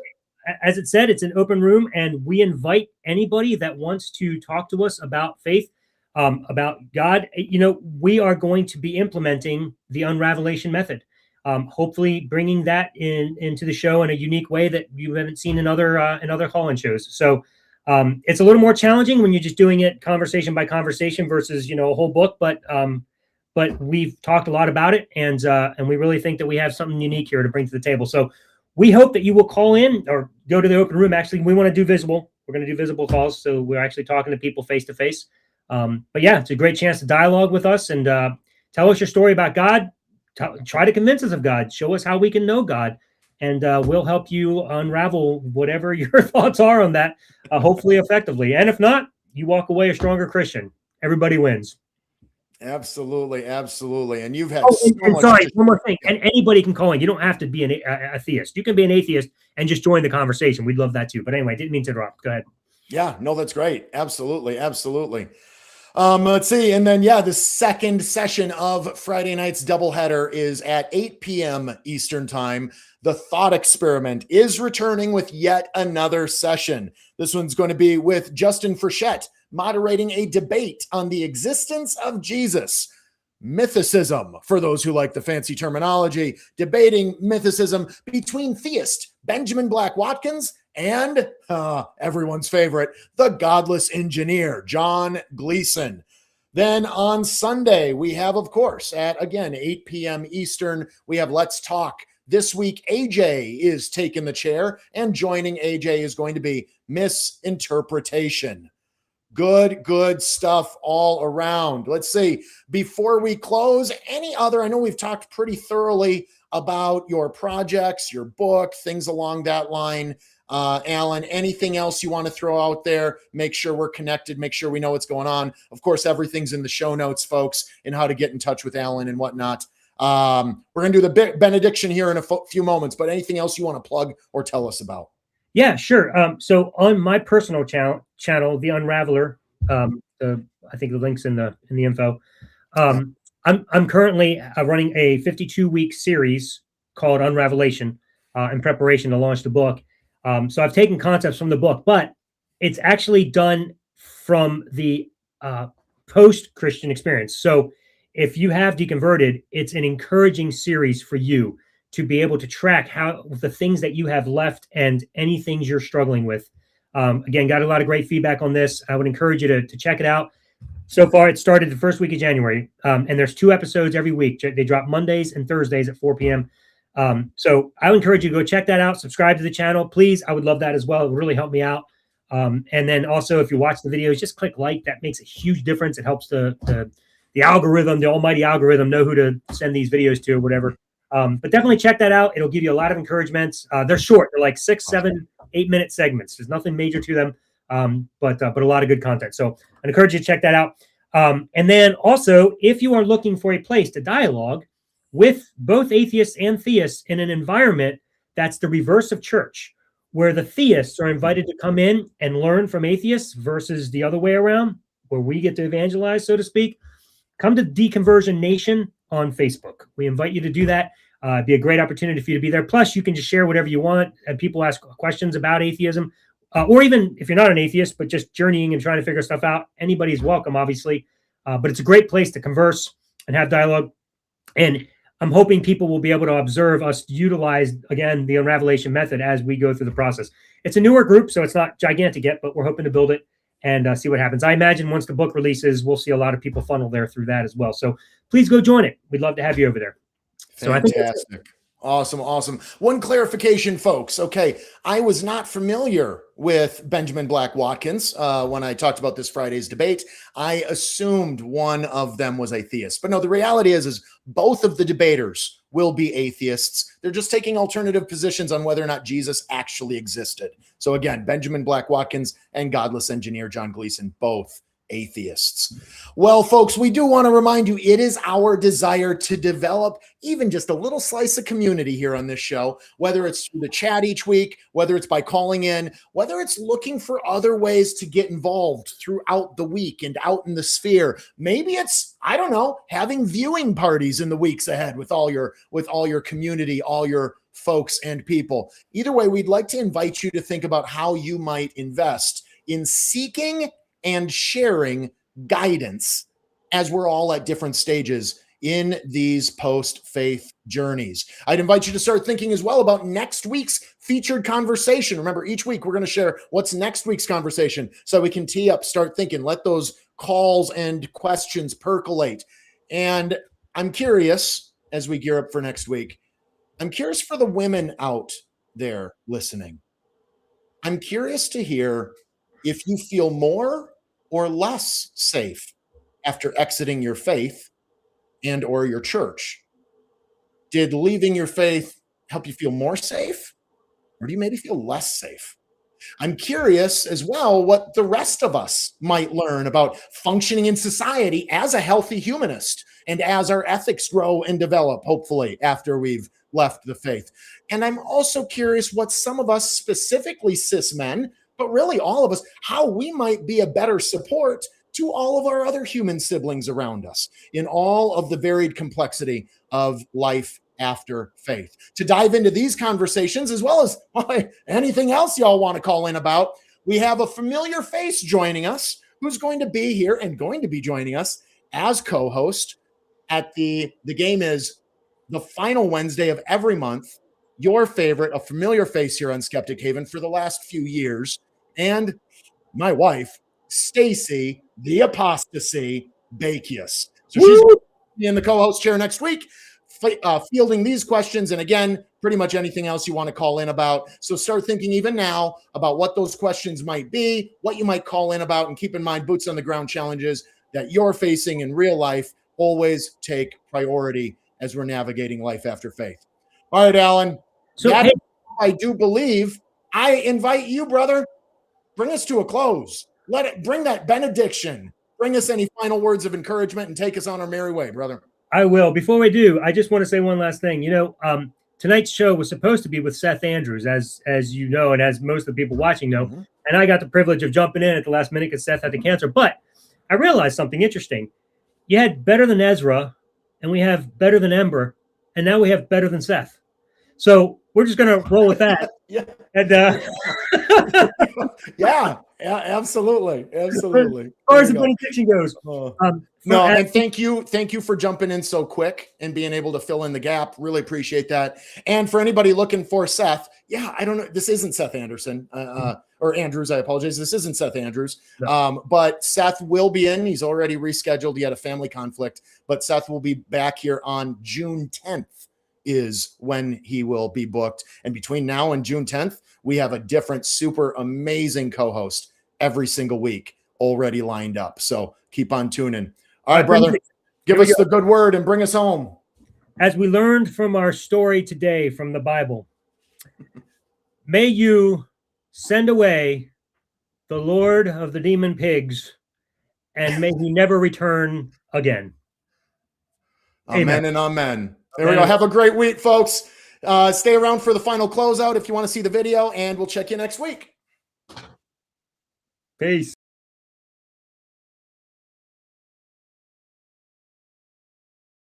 Well, that's a wrap here, folks. Hey, do us a favor. Smash like, subscribe, leave a comment. Best ones get tattooed on our favorite guests. And if you're feeling extra lovey tonight, then please, Patreon, memberships, a good old share to the algorithm. All of these are great ways to help our team feel the love and keep the channel moving strong. But hey, one way or another, we'll see you right back here next time, fam, right here on Life After Faith, where we're finding our way together. Well.